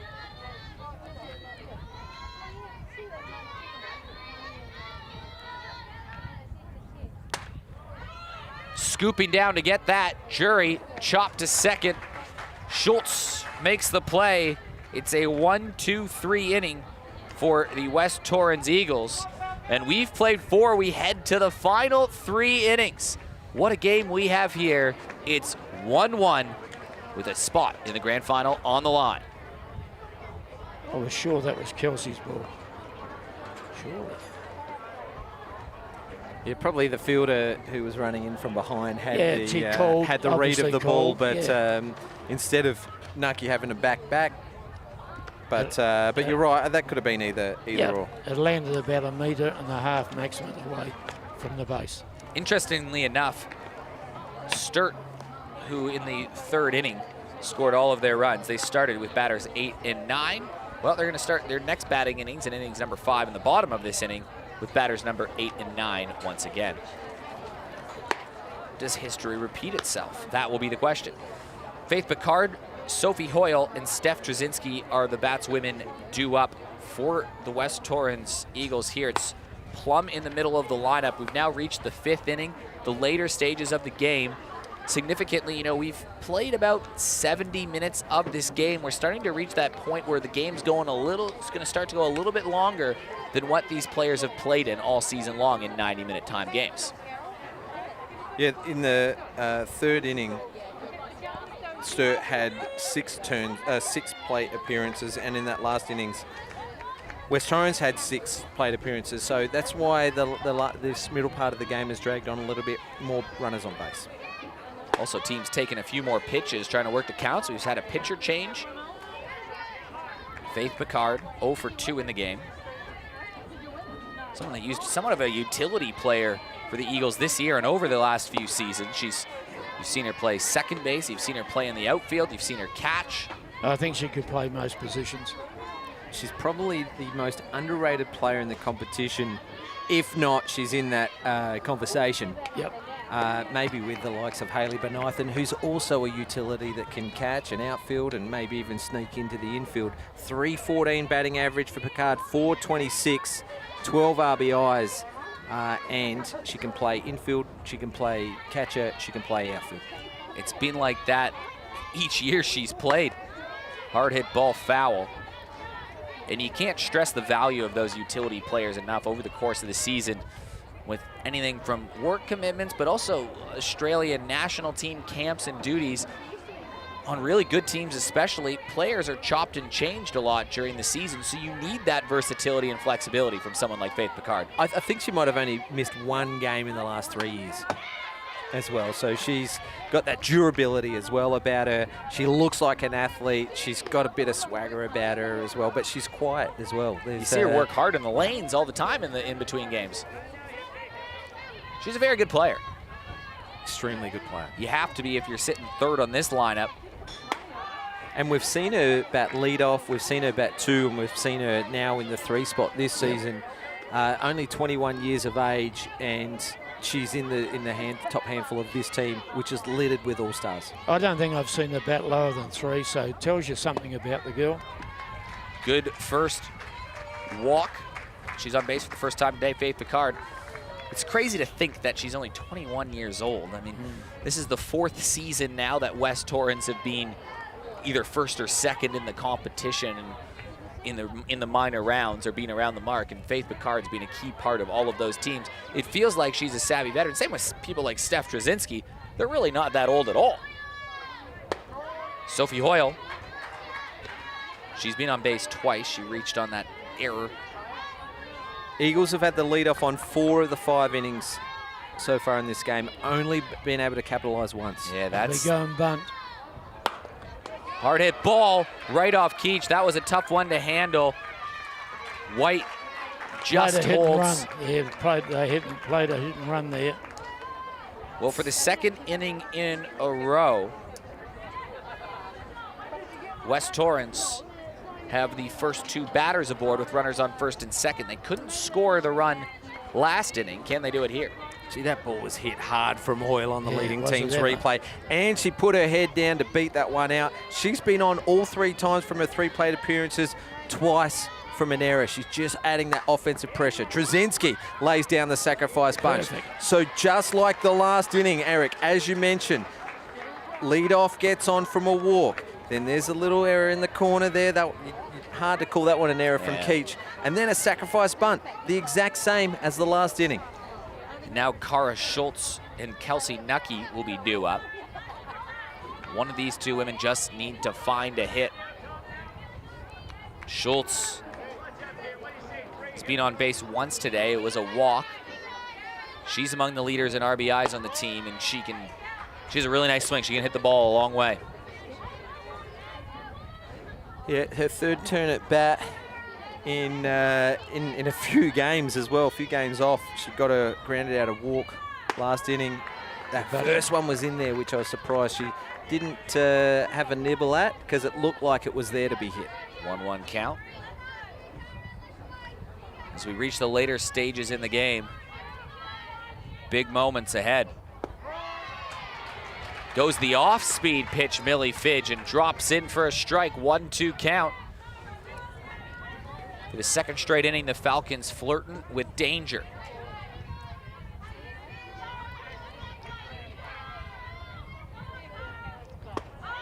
Rides inside, 2-2. Yeah, Schultz's injury probably came at the wrong time for her. She had some momentum, 15 hits on the season, 15 RBIs, right up there in the top 5 RBIs of the comp. She's had a lot of runners in scoring position. She's got 2 right now. Stays alive and fouls it back into the chest of Sarah Tonkin behind the plate. We'll do the 2-2 count with 1 out once again. Still 2 runners aboard. Important for Tonkin not to let anything by her. That's how West Torrens' only run has scored today. Schultz swings through it. Big strikeout from Millie Fidge. Massive strikeout, 2nd out of the inning. And it was key because those 2 runners that are in scoring position, Eagles haven't scored since the 1st. They needed to get that ball into play. So their defense, they'll just step up a notch now as well, because they know that they're behind this gun pitcher in Millie Fidge. And they've had so many opportunities. Kelsey Nucky swings through that. I like the variation. We saw one that was knee height first pitch on Schultz. This one was on the letters for Nucky first pitch. So not becoming that predictable pitch first up. Outside or inside and low, ball 1. Nucky. Big moment player. Zolly Adams at first, encroaching in just a little bit. Nucky gets a piece of it, tip foul. And Millie Fidge and the Sturt Falcons are 1 strike away from getting out of danger once again. I'd throw change up here. Strong pull of the ball, Kelsey. 1-1 count. There it is. And it's a big strikeout from Millie Fidge. Sturt are walking a tightrope, but they're keeping their balance, and they keep the score at 1. They are just evading these punches that could be coming their way. It's impressive. Change up. Got it. Back-to-back strikeouts. Took the words out of my mouth, Eric. Fidge has gone in there. She threw a couple of change-ups to those last couple of hitters as well. So that might be a weapon that we'll see in the closing innings. Can't separate these two teams, guys. Well, it's how many opportunities are West Torrens going to get? We'll have to 11 on base. I was just going to ask, how many runners have been left on base? And there you go, 11 on 11 base. have reached, 1 has scored, they've left, 1 was thrown out, so they've left 9 on base. In the first innings, they had 1 on base for 1 run. And it was all on the pass balls. Yep. It was. They had 3 hits in that first inning, but it was that first hit where it was 3 pass balls over the next 2 batters. Yep. That scored. So yeah, great point. It's been a pretty wild game as we head to the bottom of the 5th inning. It's been a decently paced game. We will play all 7 today unless a crazy run total comes up right now from the Sturt Falcons and there's a mercy rule for whatever reason, but feels unlikely. Looks unlikely. Probably is unlikely. Jessie Keach leads things off. She was the leadoff hitter in the 3rd inning where Sturt scored those runs. This is straight back. We'll be in the action here, I think. No, goes So that. safely away from us there. Good aggressive hitting, first pitch hitting from Keach. 1-1. What a ball game we have.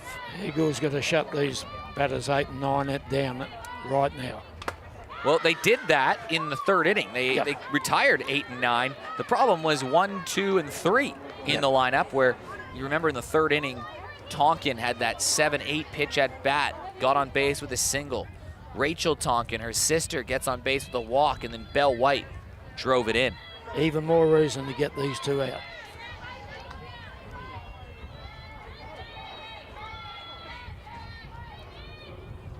Just outside, Steph Jazinski, only 3 strikeouts on the day. That's below her average. Hasn't recorded one since the 2nd inning when she struck out the side. Yeah, all 3 strikeouts in that 2nd inning. She's averaging 1.7 strikeouts an inning and only 3 in 4 innings of work so far today. Very patient approach at the plate. Good piece of hitting, just foul again. The timing's so hard to get for Steph. Yeah, if you're ahead of her too much, you know, you're going to foul off, like we've seen a fair bit so far from the Sturt Falcons, and if you're behind, you're never going to be able to catch up to it.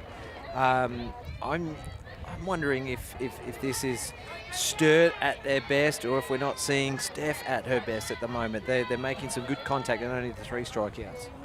It is a tough hitting lineup and another gritty at bat. I think it's a mixture of both, James, actually. It's rather interesting. This is a really tough lineup. Outside again, they're going deep into counts. Yeah, full count from Keach to lead off the 5th inning. Batters 8 and 9 going to be crucial because you can turn around with a runner on base, the top of the order. Swings at one that might have been a little bit high. Either way, she'll live to see another pitch. Jessie Keach battling away. Dodgy. It was just dodgy. Extremely dodgy. Why don't you just message her? Huh? Why don't you just message her? Holly, get away from them.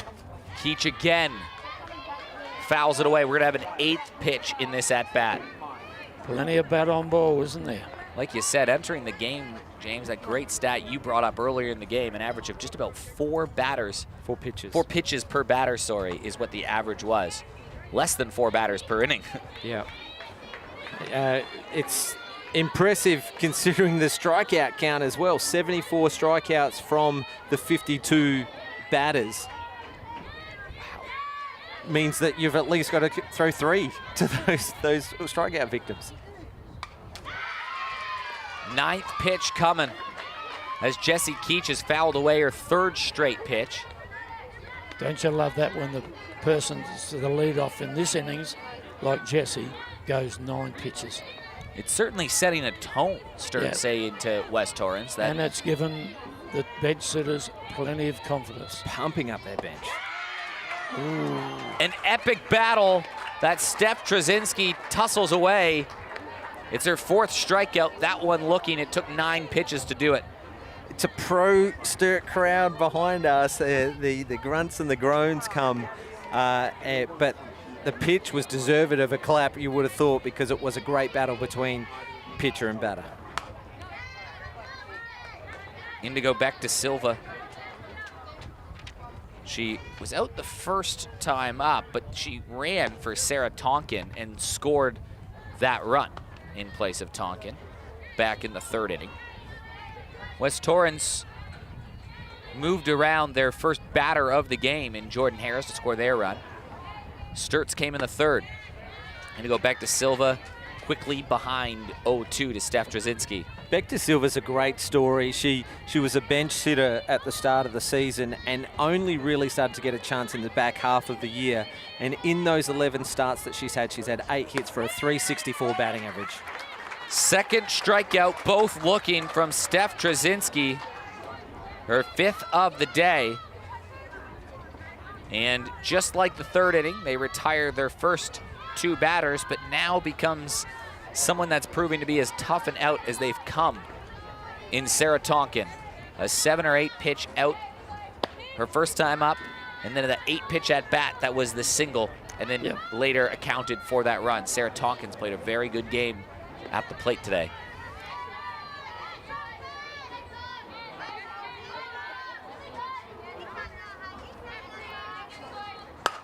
Tonkin to left field. Faith Picard, sure as ever. It's a 1-2-3 inning for the West Torrens defense. We've played 5 innings. Nothing separates the team. We're tied at 1.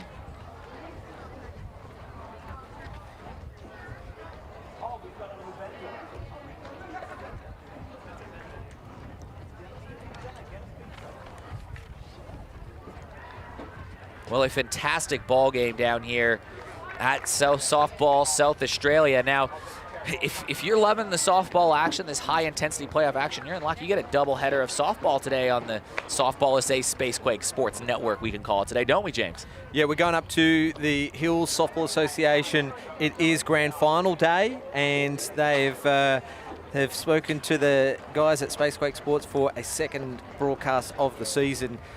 They'll go up there. We can remember the men's final from 2 seasons ago. It was a classic. It was the Harndorf Magpies versus Mount Barker Red Sox.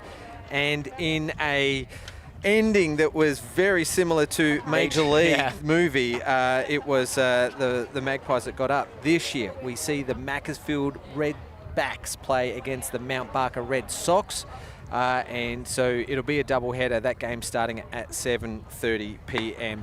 But this game here, Softball SA Premier League 2nd semi-final. You mentioned it at the top of the show, Eric. A ticket will be punched to the dance, to the grand final. A spot in the grand final up for grabs. Not only a spot, but the spot you want. You'll go into the grand final as the top-ranked side. You'll get home field advantage, which means that you get to bat last. And the last couple grand finals that we've seen, that has been the spot you want. They've both been walk-off wins.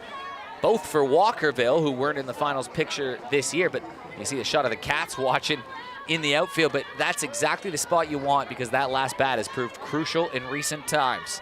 We are in the 6th. Alicia Marchings lead things off. Millie Fidge is the pitcher. She came in back in the 4th inning with runners on 1st and 2nd. The last 2 innings, West Torrens have really pressured Sturt, but they haven't broken. Bases loaded, no outs, and then, or sorry, they had runners on 1st and 2nd, no out, and then they had bases loaded, 2 outs in the 4th, and then runners on 2nd and 3rd with nobody out in the 5th, and they couldn't score the runner. Same as Sturt. In their innings, half innings, batters 8 and 9 again. Can someone get on base for the likes of Jordan Harris and Lana Kaesler? Grounded to White. Good throw. Reaching down low to grab that is Zolly Adams. First out. She looked like she had all the time in the world there, Belinda White. She read it very well off the bat. She backed a couple of steps so she could just take it at waist high and just pow, fires it across there for the first out. Jackie Beal laid down a sacrifice bunt, and then she sort of attempted a running bunt in her turn at bat with runners in scoring position last time, but it just lined right towards Jessie Keach. Tries that sort of running slap hit and goes right through it, 0-2 count. Looks like about 5 or 6 on the bench for the Eagles. They've got the backup pitcher in Taylor Mead. A couple of young players. And a 3-pitch punch out. This third one of the day for Millie Fidge. And very quickly, a little bit different than the last couple innings, the runners, or the first 2 batters, are retired. It's the first time of the game that's happened for the Falcons. Well, Jordan Harris up to bat. The first time up, she singled and then scored on a few passed balls. They didn't even want to flirt with her in the 4th inning. Harris, first pitch swing. Adams takes it from Rachel Tonkin. How the turntables from an earlier play, James, but it is remaining 1-1. A very simple 1-2-3 inning for Sturt. We haven't seen that in maybe this game. It was a good catch, leading teams replay. It looked like it was going to second base, but that wind, it looks like it's blowing the opposite way to what we're used to here on this diamond at West Beach. We normally see it blow towards left field, but this ball has taken it from second base, pushed it across to first, and Zolly Adams takes a catch. And this time it was Adams to say to Tonkin that was mine all the way. Well, we're heading to the bottom of the 6th, and this is a huge pressure moment in the game for West Torrens. Steph Jazinski working longer than probably what they've worked in the game. We're about to go over the 90-minute mark. We're working into the 6th inning. It's the 2, 3, 4 batters coming up for Sturt. Don't forget, if they score a run here, we could be wrapping things up in 10, 15 minutes because all they need to do is shut it down in the 7th inning. Now, a lot needs to happen for that to occur. However, 2, 3, 4 in the lineup coming up for Sturt in their next turn at bat, and 2, 3, 4 coming up in the lineup for West Torrens in their next turn at bat. We're in for a grandstand finish in the semifinal with a spot in the grand final on the line. The way things have been going, Eric, this is the time for both teams with the 2, 3, 4 hitters. Whoever can score in this part of the lineup is probably going to end up winning the game. Rachel Tonkin runs at a premium in this game. You can feel the defense tighten up, an air of pressure coming around.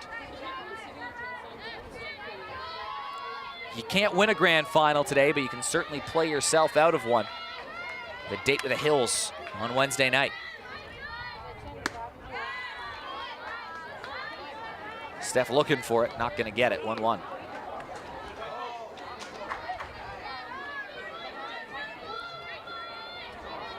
It's such an interesting game, isn't it? I don't think anyone would have predicted a 1-1 game. You could have seen it go either way, but we're right down the line here. It's 1-1. It's both teams have been terrific in defense. There's been a lot of opportunities for West Torrens. Great pitching performances on both sides. And both teams getting themselves in scoring position, and both teams mitigating that with some excellent defense or strikeout pitches, just like that one. 6th strikeout of the day for Steph Jazinski.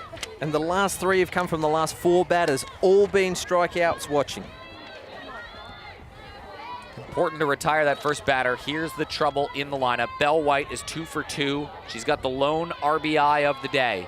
She's seen Steph Jazinski as well as anybody has. Hard hit ball, knocked down, close play at first, and Belle White hustles it out. How is that charged down the line from the Aussies Coast skipper? She hit that so hard it bounced out of Schultz's glove. Let's have a look at the leading team's replay.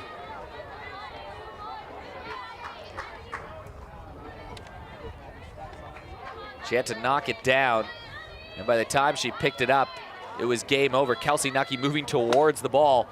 As this is Maddie Cameron scooped. Harris tries the force out at 2. She's out! Heads up play from Jordan Harris. Bell White doesn't like it. The West Torrens Eagles love it. They've got the lead runner. Well, Schultz just was in the right position there because Lambert had to move across. Big stretch. Oh, she called the safe as well and then asked the question. Looked out from this angle. Second out of the inning. Huge out as well. Maddie Cameron aboard. She's got some speed on the base paths. There's been a couple close plays today over at second base. You think about Lana Kaesler when she got aboard and she was out on a caught stealing attempt and a nice diving play from Bell White in the third that really amped the intensity of this game. Fidge cracks at it. It's going to foul territory. Faith Picard has a look. It was always out of her distance. 2 outs on the board. Another angle there. Yeah, that was out. Bell White was a little slow getting, or not slow. She was pretty quick getting there, but only a little late. She asked the question, but a great call from umpire Ian Gray at second base. How was the read and the quick decision from Harris? Drops down low. How's Cameron? Like, we've been dying to speak of her stats. She swings to the first pitch. They pop up every time. She's going first pitch every time. She has not gone a game without a hit since round 1. And today, Incredible. cracking shot to center field. It's out of the reach of Marching. Maddie Cameron rounding third. Maddie Cameron's gonna score off the bat of Millie Fidge, and Sturt are up. Great piece of the ball from Fidge. She has had the measure of Jazinski, a couple of hard-hit fouls. This one lands fair and scores Cameron from first, all the way from first base. She took off on the hit. Watch this one go. It looked like Marchink may have lost it there right at the last second in the sun. She had to go to the fence. And Cameron scores from first. She was quick around the bases, and that's the lead. The 2-out hitting has been fantastic from the Falcons all day. West Torrens have certainly had more opportunities to score in the game, but Sturt have made the most out of almost every time they've got one. In the third inning, it was 2 outs, nobody on. They got themselves in scoring position, and Bell White drove home a run. This time, Millie Fidge with a 2-out RBI double, and Sturt are just 3 outs away from a grand final appearance. They have been taking advantage of every opportunity given to them. Neve Adams, base hit from adding a key run.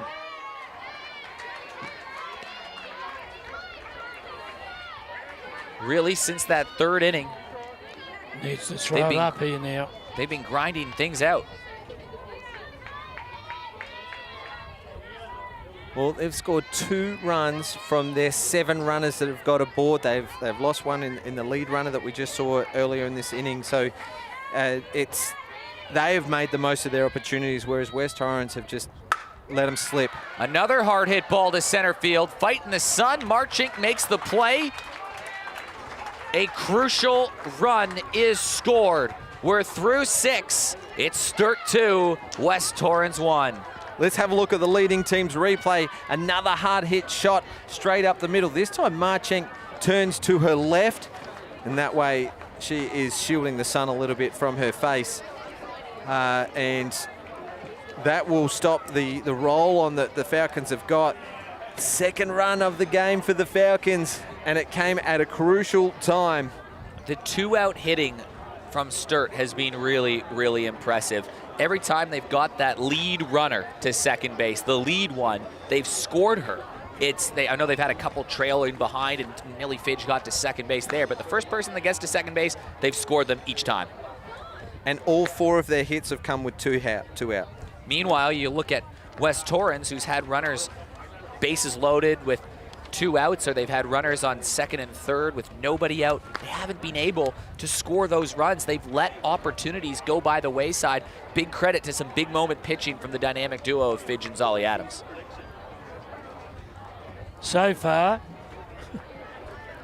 Sorry, it's Lana Kaesler, Faith Picard, and Sophie Hoyle. They're going to be the batswomen in this inning. It's the middle of the lineup, probably where you want it to be.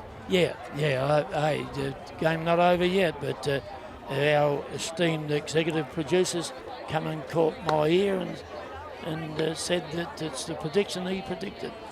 So Is that right? 2-1 win to Sturt by from Dave Muggleton. yeah, well, the game's not 2-1 at the moment.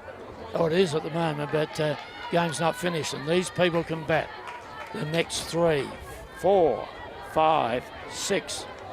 Well, a key moment in that game comes in the 4th inning, where Zolly Adams still pitching, Cara Schultz and Kelsey Nucky reach. Alicia Marchink, who already had a hit in the game, Justita Adams decides it's time for a change, and she goes to Millie Fidge. Haven't allowed us since then, even though they've threatened. Yeah, how good has she been, Millie? She had a Not only pitching, look at the hit. 1-2-3 inning, the last inning she played, and she had that difference-making hit the last time through. Lana Kaesler, Faith Picard, Sophie Hoyle need to score a run, or Sturt are going through. And West Torrens are playing on Wednesday night. This one just up in the zone, 1-1 count. Gripping contest once again. We've had 2 really good finals games in this Softball SA Finals Series. Standards picked up, hadn't it, in the finals, as you would expect. And the big players have done some pretty big things, whether it be your Belle Whites, Georgia Hoods, your Millie Fidge. Timeout called, maybe to compose herself a little bit here. Kaiser, the shoelaces untied.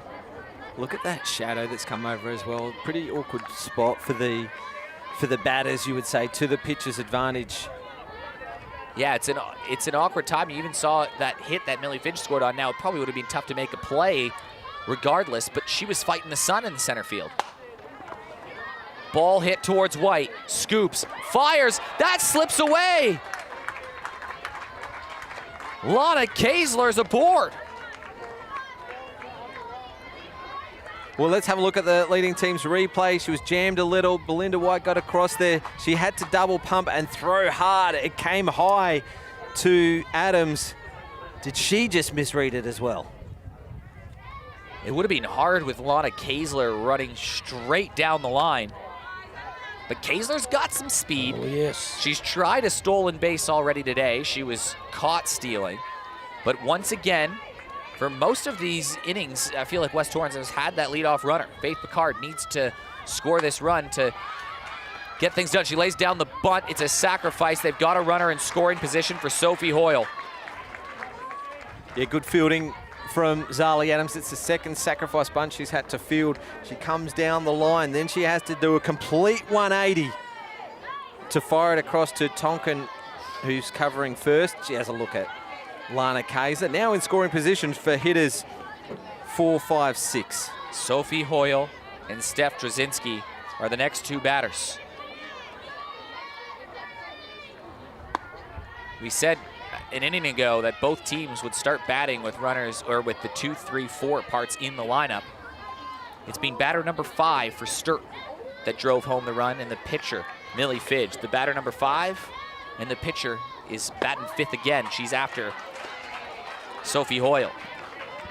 Sophie Hoyle's first season with the Eagles in a corresponding game. She, maybe it was a midweek game, maybe a preliminary final. She hit that walk-off. She was pumped. The team was pumped. She hit a great shot. She's been swinging the bat hard today too. Lifted to an awkward spot, and that might score a run. Lana Kaesler getting the wave around. This ball game is tied. Double from Hoyle. Clutch hitting. It floated out to right field, but it just kept going. Indigo back to Silva to turn the back on the field as Lana Kaesler just put the foot down on the accelerator. She did not even think of slowing down. Let's have a look at the leading team's replay. Opposite field hitting, perfect hitting. Team hitting from Hoyle. Second run to tie up the game. And there's the emotion on the face of Lana Kaesler. She gets fired up easily, and if that doesn't fire you up, nothing will anyways. Sophie Hoyle watching the shot as she steps into second. Well, hitters 5 3 and hits 6 today for Sophie Hoyle. and hitters 5 and 6 coming up. Yep. Your RBI hitters in the lineup with a runner in scoring position. Well, the pitcher, Millie Fidge, had the go-ahead run for Sturt in the last inning. The pitcher, Steph Jazinski, has a chance to drive in the go-ahead run for West Torrens. She swings at the first pitch. Center field, Cameron, 2 outs. Just First got under pitch. it. Timeout's going to be called here to make a change. I think it's going to be a pinch runner. Amy Wheeler's coming out to take the helmet from Sophie Hoyle, so going with the speed of Wheeler. Now, looking at the leading team's replay of Maddie Cameron's catch, that's the second out of the top of the 7th inning. The scores are tight. Schultz gets this ball into play. You're going to see Wheeler try to take 2 bases for that lead run. And Andrew Scott is quite an aggressive third base coach. I know he's the head coach. He does believe, and you've heard him say this before, he loves to send runners around. As you take a look at the Hills Heat, that's a lot of members of their top side watching who they'll play on Wednesday night. The loser of this game. Yeah, Coach Scott, aggressive. Coach Scott, very aggressive at third base. He'll tell you straight up, he would rather take the chance. He thinks there's a better chance of the runner going around and there being a misplay at home and scoring. He'd rather force the field to make a spectacular play to make the out rather than all the other outcomes. You're more likely to score. It's a great outlook on coaching, isn't it? Because more has to go right for the field if you've got to go make that play at home. Not only does the throw have to be right, but the catcher's got to take it. Then they've got to lay a tag. Then they've got to negotiate the runner who's trying to avoid the tag. So there's no doubt that if this ball's in play, unless it's a soft infield hit, Wheeler's just going to fly. 2-0 count, hitters count, and she had one to hit Kara Schultz, but a nice pitch dips away, 2-1 count. Doesn't have to put it over the fence here, Kara. Just make the ball land on the green somewhere. It has been the Falcons getting the 2-out hits so far in this ball game. West Torrens need one. They need one now. 1 to hit, fouled away. It's going to be at least a 5-pitch at bat with 2 outs here in the top of the last. Tell you what she can't do this batter, Kara, is to go down looking here.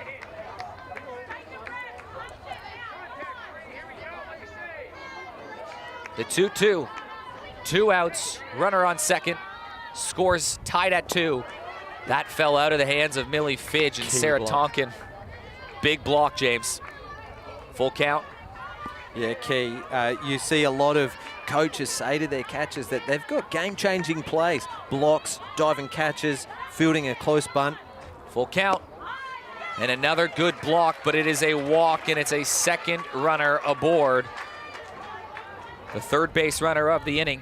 It all started on that errant throw, or that hard throw. It wasn't an errant throw, it was just a hard throw, reaching on an error. Alana Kaesler later scores on the RBI double to tie it up. And now runners on first and second for Kelsey Nucky. Well, Nucky up to bat. The one time she got the ball into play in this game, she really applied the pressure on On Jessie Keach, yeah. on the Sturt defense, where they just started to stand up, and that's where we saw that pitching change as well. Tries to put the ball in play, but Millie Fidge works herself in a favorable position. 0-2 count. That walk that she's thrown as well is just her second walk. However, it probably improved Sturt's chances here for an easier out. It's now a force to third, taking the force off, of course. It gives them that one more option, doesn't it? Nucky swings that one high. Millie Fidge out of the jam, but West Torrens with a big double from Sophie Hoyle tied the game. We're going to the bottom of the last with the score tied. Well, guys, there's still plenty to play for in this major semi-final. The winner will go through to the grand final. The loser will play the preliminary final this Wednesday night. But how many scenarios we got in front of us? It's the middle of the 7th. Sturt Falcons need a run to win. West Torrens need 3 outs to take it into extra innings. We've got 7, 8, 9 hitters for the Falcons. And you would think that Jazinski would wouldn't want to be anywhere else in the lineup. However, if we go to extras, they'll have the top of their lineup to start. We've talked all season on the broadcast about how this really did feel like the closest season we've seen. Let's think back to that elimination final on Wednesday night. At one point, it was a 3-1 game. Hills are up 3-1 over Port Adelaide. Port Adelaide had the bases loaded with nobody out and a chance to really drive home runs. They couldn't score any in a close game. That was in the 6th inning. It was a very tight contest before Hills finally broke it open in the last to win that game. Similar story here, a 2-2 game. There's nothing between these top 4 teams right now. Absolutely nothing. It's a 2-all ball game here in the middle of the 7th. Winner going through to the grand final. Lee, has there been a better major semi-final over the last 4 or 5 years that we've been broadcasting? Can't remember off the top of my head, James, but this has got everything we thought it had, would have, and it has. And it's a little bit produced. more. Yeah, and a little bit more. Well, Lauren Jury's the DP. She hasn't got on yet, so she'd be looking to just get a little hit somewhere, just anywhere. Yeah, strikeout and a pop-up, but she's seen a fair few pitches for her 2 turns at bat. Interestingly enough, this is the 3rd time round for batters 7, 8, 9. If we go to extras, batters 7, 8 and 9 for West Torrens will be seeing the 4th time round. Yeah, that's a very telling stat that West Torrens have just had more runners in scoring position. They've had more opportunities, but it's not necessarily how many in softball. It's how well you play when you have them. And Sturt have been efficient today. That's a great word. I was thinking the same thing. 1-2 count, rides up high. Good discipline. It's been disciplined batting, to be fair, from Sturt all game. This is the hardest that they've had to make. Any team's made Steph Jazinski work this season. Made her throw a lot of pitches. They certainly have. 2-2 count to Jury. Puts it in foul territory. Very characteristic at bat of what this whole Sturt team's done today. We talk about chances. West Torrens, out of the 7 innings that they've batted, 5 times they got their lead off on. This is the 6th time up for Sturt, 7th time up for Sturt. They have not had one lead off arrive safely. They've generated offense with outs on the table. Put into play. Kaesler to Nucky, out number 1. Like shelling peas, isn't it, Delana? Lana Kaesler's been busy today. And good. Yeah, she's contributed with the bat and in the field. She's had a couple of hits. She scored that key run there in the top of this inning. And then another sharp play from the 3rd base player. Jesse Keach 0 for 2. The bottom of Sturt's lineup to this point, a combined 0 for 7. This one chopped right towards danger zone for us in commentary alley. There we are. Give a wave on the broadcast. Well, I'd like to make a prediction now. I think Jesse Keach will get a safe hit here. So you just get it maybe to the left of, or to the right of Jordan. You've been a big fan of Jesse Keach for a while. Yep. I've seen her hit the ball long. We saw her hit a long foul a couple of turns a bat ago. It's just now is a perfect opportunity, isn't it? If you're going to jag one, jag it now. Indigo Beck de Silva stands on deck. Jesse Keach at the plate. Lays off one, goes low, 2-1.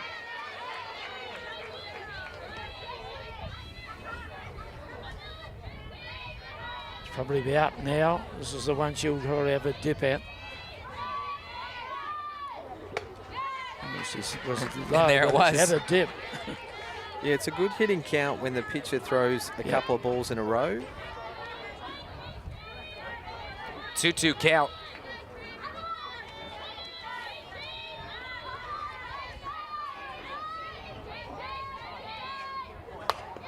In play, Jazinski, sure hands, underhand flip to Nucky.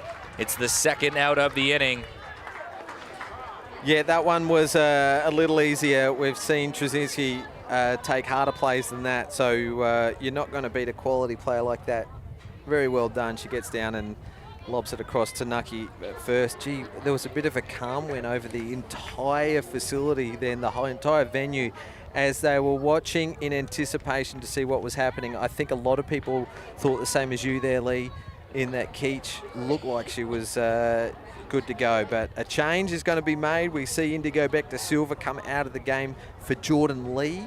Now, Jordan Lee has been a regular starter for Sturt over the last few seasons. Former state junior representative and even under 23s a couple of seasons ago. Features in our fully loaded competition. Handy little player to come in.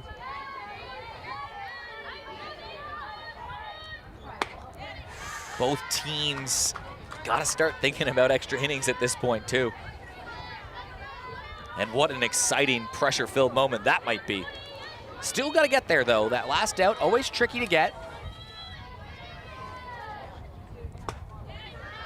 Outfield need to be coming in, centre field and right field come in about 5 because this is a new head to the game.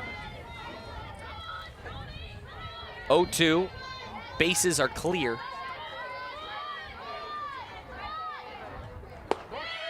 Strike 3 called. 7 on the day. Gentlemen, we've played 7 innings, and if that wasn't enough to separate the teams, we're gonna have to play another, at least one. We're going to extras with a spot in the grand final on the line.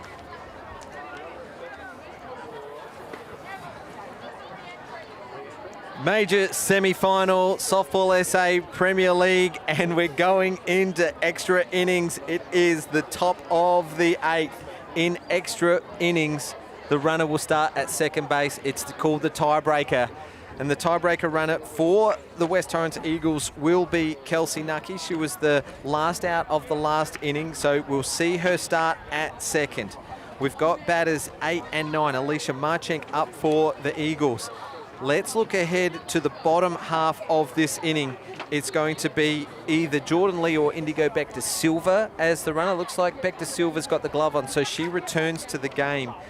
But it is the leadoff batter for Sturt that is coming up to bat. I'm not looking at the leadoff batter on either of the teams. I think you got to look down the lineup and you got to circle who is the woman who is batting third in that RBI position in the inning. For West Torrens, it's Jordan Harris. For Sturt, it's Belle White. Could you ask for a better matchup of who would be in that RBI position batting third? Mouth-watering, isn't it?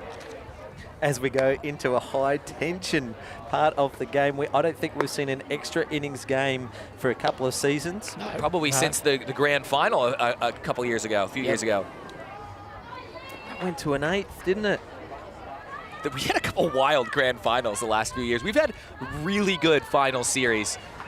You know what else is interesting to see is that teams would obviously practice it because there's always a chance of a tiebreaker throughout the season. It'd be interesting to see what the defense looks like for each team. Will there be a pickoff? Alicia Marchenk showing bunt. Crucial now more than ever with no outs, runner on second to start the inning. What is interesting is that there is no defensive player covering second base, so that means that Kelsey Nucky can take huge lead off. Sometimes in tiebreakers you see only one corner come in to defend the bunt. That way all bases are being defended. Interesting. And a lot of pressure now on the catchers.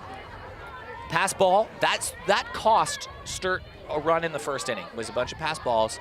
Now the catchers need to play better than ever in the extras. Bunt laid down. It's a really good one. Throw to first base. They've advanced the runner to third.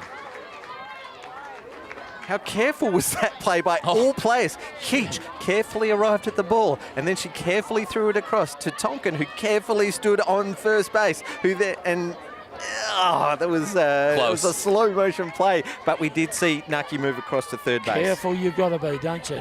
Tight situation, crucial part of the game. Jackie Beal lays down a bunt. They try to hold the runner at third. They do. Do they get her out? She does! Unbelievable play from Jessie Keach to Belle White. Oh, there's blood on the arm of Nucky. So it looks like Belinda White stood on the arm of Nucky as that tag was made. Let's have a look at this. Great bunt from Jackie Beal. Nucky saw one look, then a second look. She gets back under the tag, and White has stood on the arm of Nucky as she checks the runner to see where she goes. So 2 out for the Eagles just like that in 2 pitches. And that takes the runner out of scoring position. Hard to do when you start one in scoring position. Is it that defensive play that makes a difference? Harris to right field. It is caught by Indigo Beck de Silva. Huge defensive inning for the Falcons. It was the textbook play to lead off the innings, a sacrifice bunt to advance the tiebreak runner to third, and then a sharp play by Jessie Keach at third. That second look back, she had no choice but to go for that runner at third because Beal was going to beat it out from the left-handed side of the batter's box. And then she was able to get that throw across perfectly for Belinda White because any higher, Nucky was under that tag. Jessie Keach has had a very good game defensively, hasn't she? Think about some of the defensive plays even that Belle White's been on the recipient of. She makes the tag there. Think about that diving play she made back in the early innings with Lana Kaesler trying to steal second base. It was Belle White that laid the glove down to get a runner out of scoring position. They've had bases loaded with a couple outs. They've had runners on second and third with no outs. Time and time again, Sturt, when they've been pushed defensively, have said, nah, nothing coming our way. All right, we've got a slight delay. Kelsey Nucky will be getting some treatment because of the blood that we saw that would have been a cleat. We didn't see a reverse angle of that play, but it looked like Belinda White had a shocked look on her face after she made that tag to go back and check on Nucky. We saw the blood as she came off the diamond. So a slight delay. Now, I don't know what the ruling is, whether or not she has to make her way out or if they have to send in a replacement player, but because we haven't seen a bench play, there's Nucky on screen there, because we haven't seen a bench player come out, there isn't going to be a substitution to be made. That's her mum, Sue Nucky. Kelsey is as tough as they come. I love this. A lot of people would know. She's battled an injury this year. I won't give too much away, but she's battled an injury most part of the year, and she's still contributing RBIs, great batting average. Defensively, a rock. Well, that's Hills coach Scott Humphreys on screen, watching on as their B grade will play in the next game tonight against Walkerville. The winner of that will go through to next Saturday's grand final. But importantly, he's watching because he's facing the loser of this game. And he'll be able to pick up the defensive plays that they're making in this tiebreaker inning as well. He'll take that into the next game to be able to create some tactics of his own should they go to extras. That's Indigo Beck de Silva, the runner, on second to start things off. The top of the order for Sarah Tonkin. 1 run will win it. It might just be a base hit. Tonkin showing bunt. This goes up. One swing of the bat, and this game could be over. She's one of the best bunters they've got. Sarah Tonkin. Yep. Rachel Tonkin following her, then Belle White, and if it gets that far, Maddie Cameron. This is a scary part of the lineup for the Eagles to face.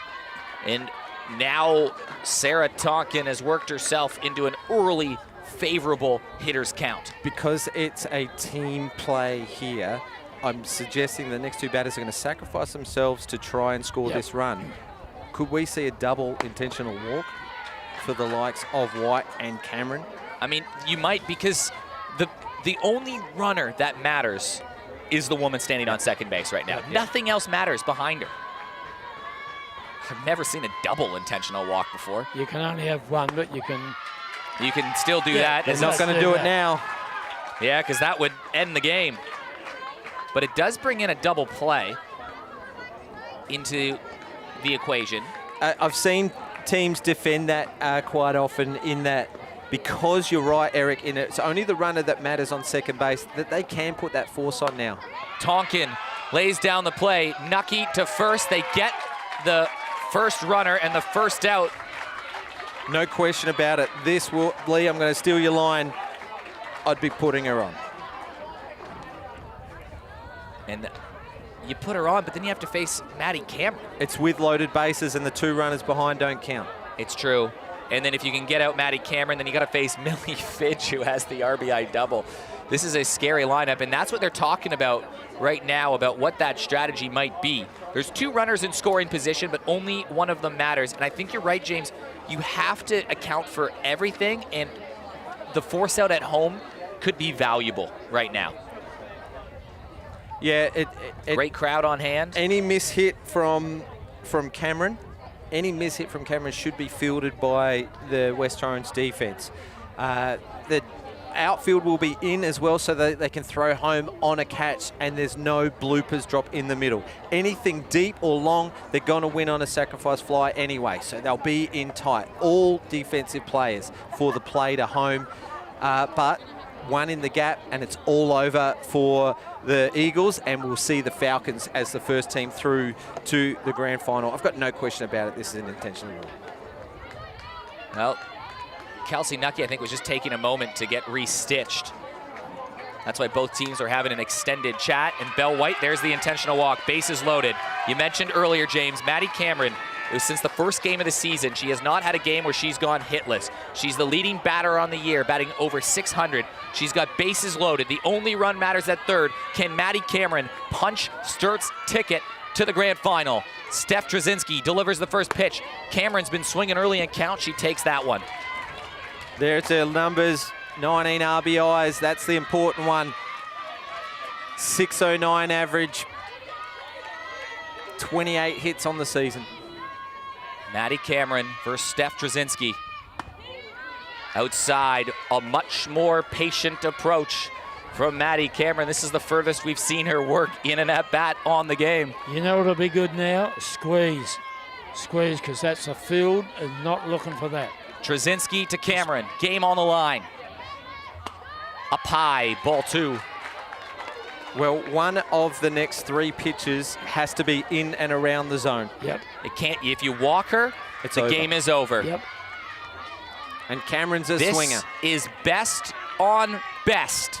Jazinski to Cameron. Swings that's through a it. Great pitch, wasn't it? Ho, ho, ho. What a pitch. I think that was the best case scenario for Jazinski on this occasion. Down and away. Cameron is a pull hitter. That's where she's got to keep it. A nod from Cameron. Throw it again. Here it is. Jazinski again. 2-2 count. Bases loaded. Up high, and this pitch has to be a strike, or this game is over. Full count. Gee, the tension's so high, isn't it? You can feel it around the ground. The payoff pitch. Jazinski to Cameron. Up high, and it is a walk-off. The Sturt Falcons, in an unconventional method, have punched their ticket to the grand final. Well, intentional walk on Belinda White, and then Maddie Cameron gets to a full count. The pitch was a little wayward, and she didn't get the better of the moment on her either. The moment didn't get the better of her. She could have chased that. She could have chased it. Let's have a look at the leading team's replay. Cameron with a walk, and it was Beck De Silva who crosses the plate twice in the game. Once she was a courtesy runner for Sarah Tonkin, but also the winning run of the game. There's a picture of Jazinski. Just a bit of a shake of the head. How did it get to that? The West Torrens Eagles, they squandered their chances. They had so many more base runners and opportunities than the Falcons.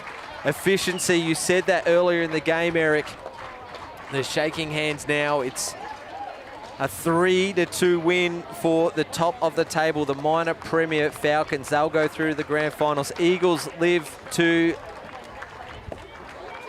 another day. They go on to live another day. They will face the Hills Heat on Wednesday night. We will bringing you that action right here on Spacequake Sports. Guys, let's have a short wrap of perhaps the player of the game. I think you have to go with Bell White because she made 2 excellent defensive plays to lay down the tag.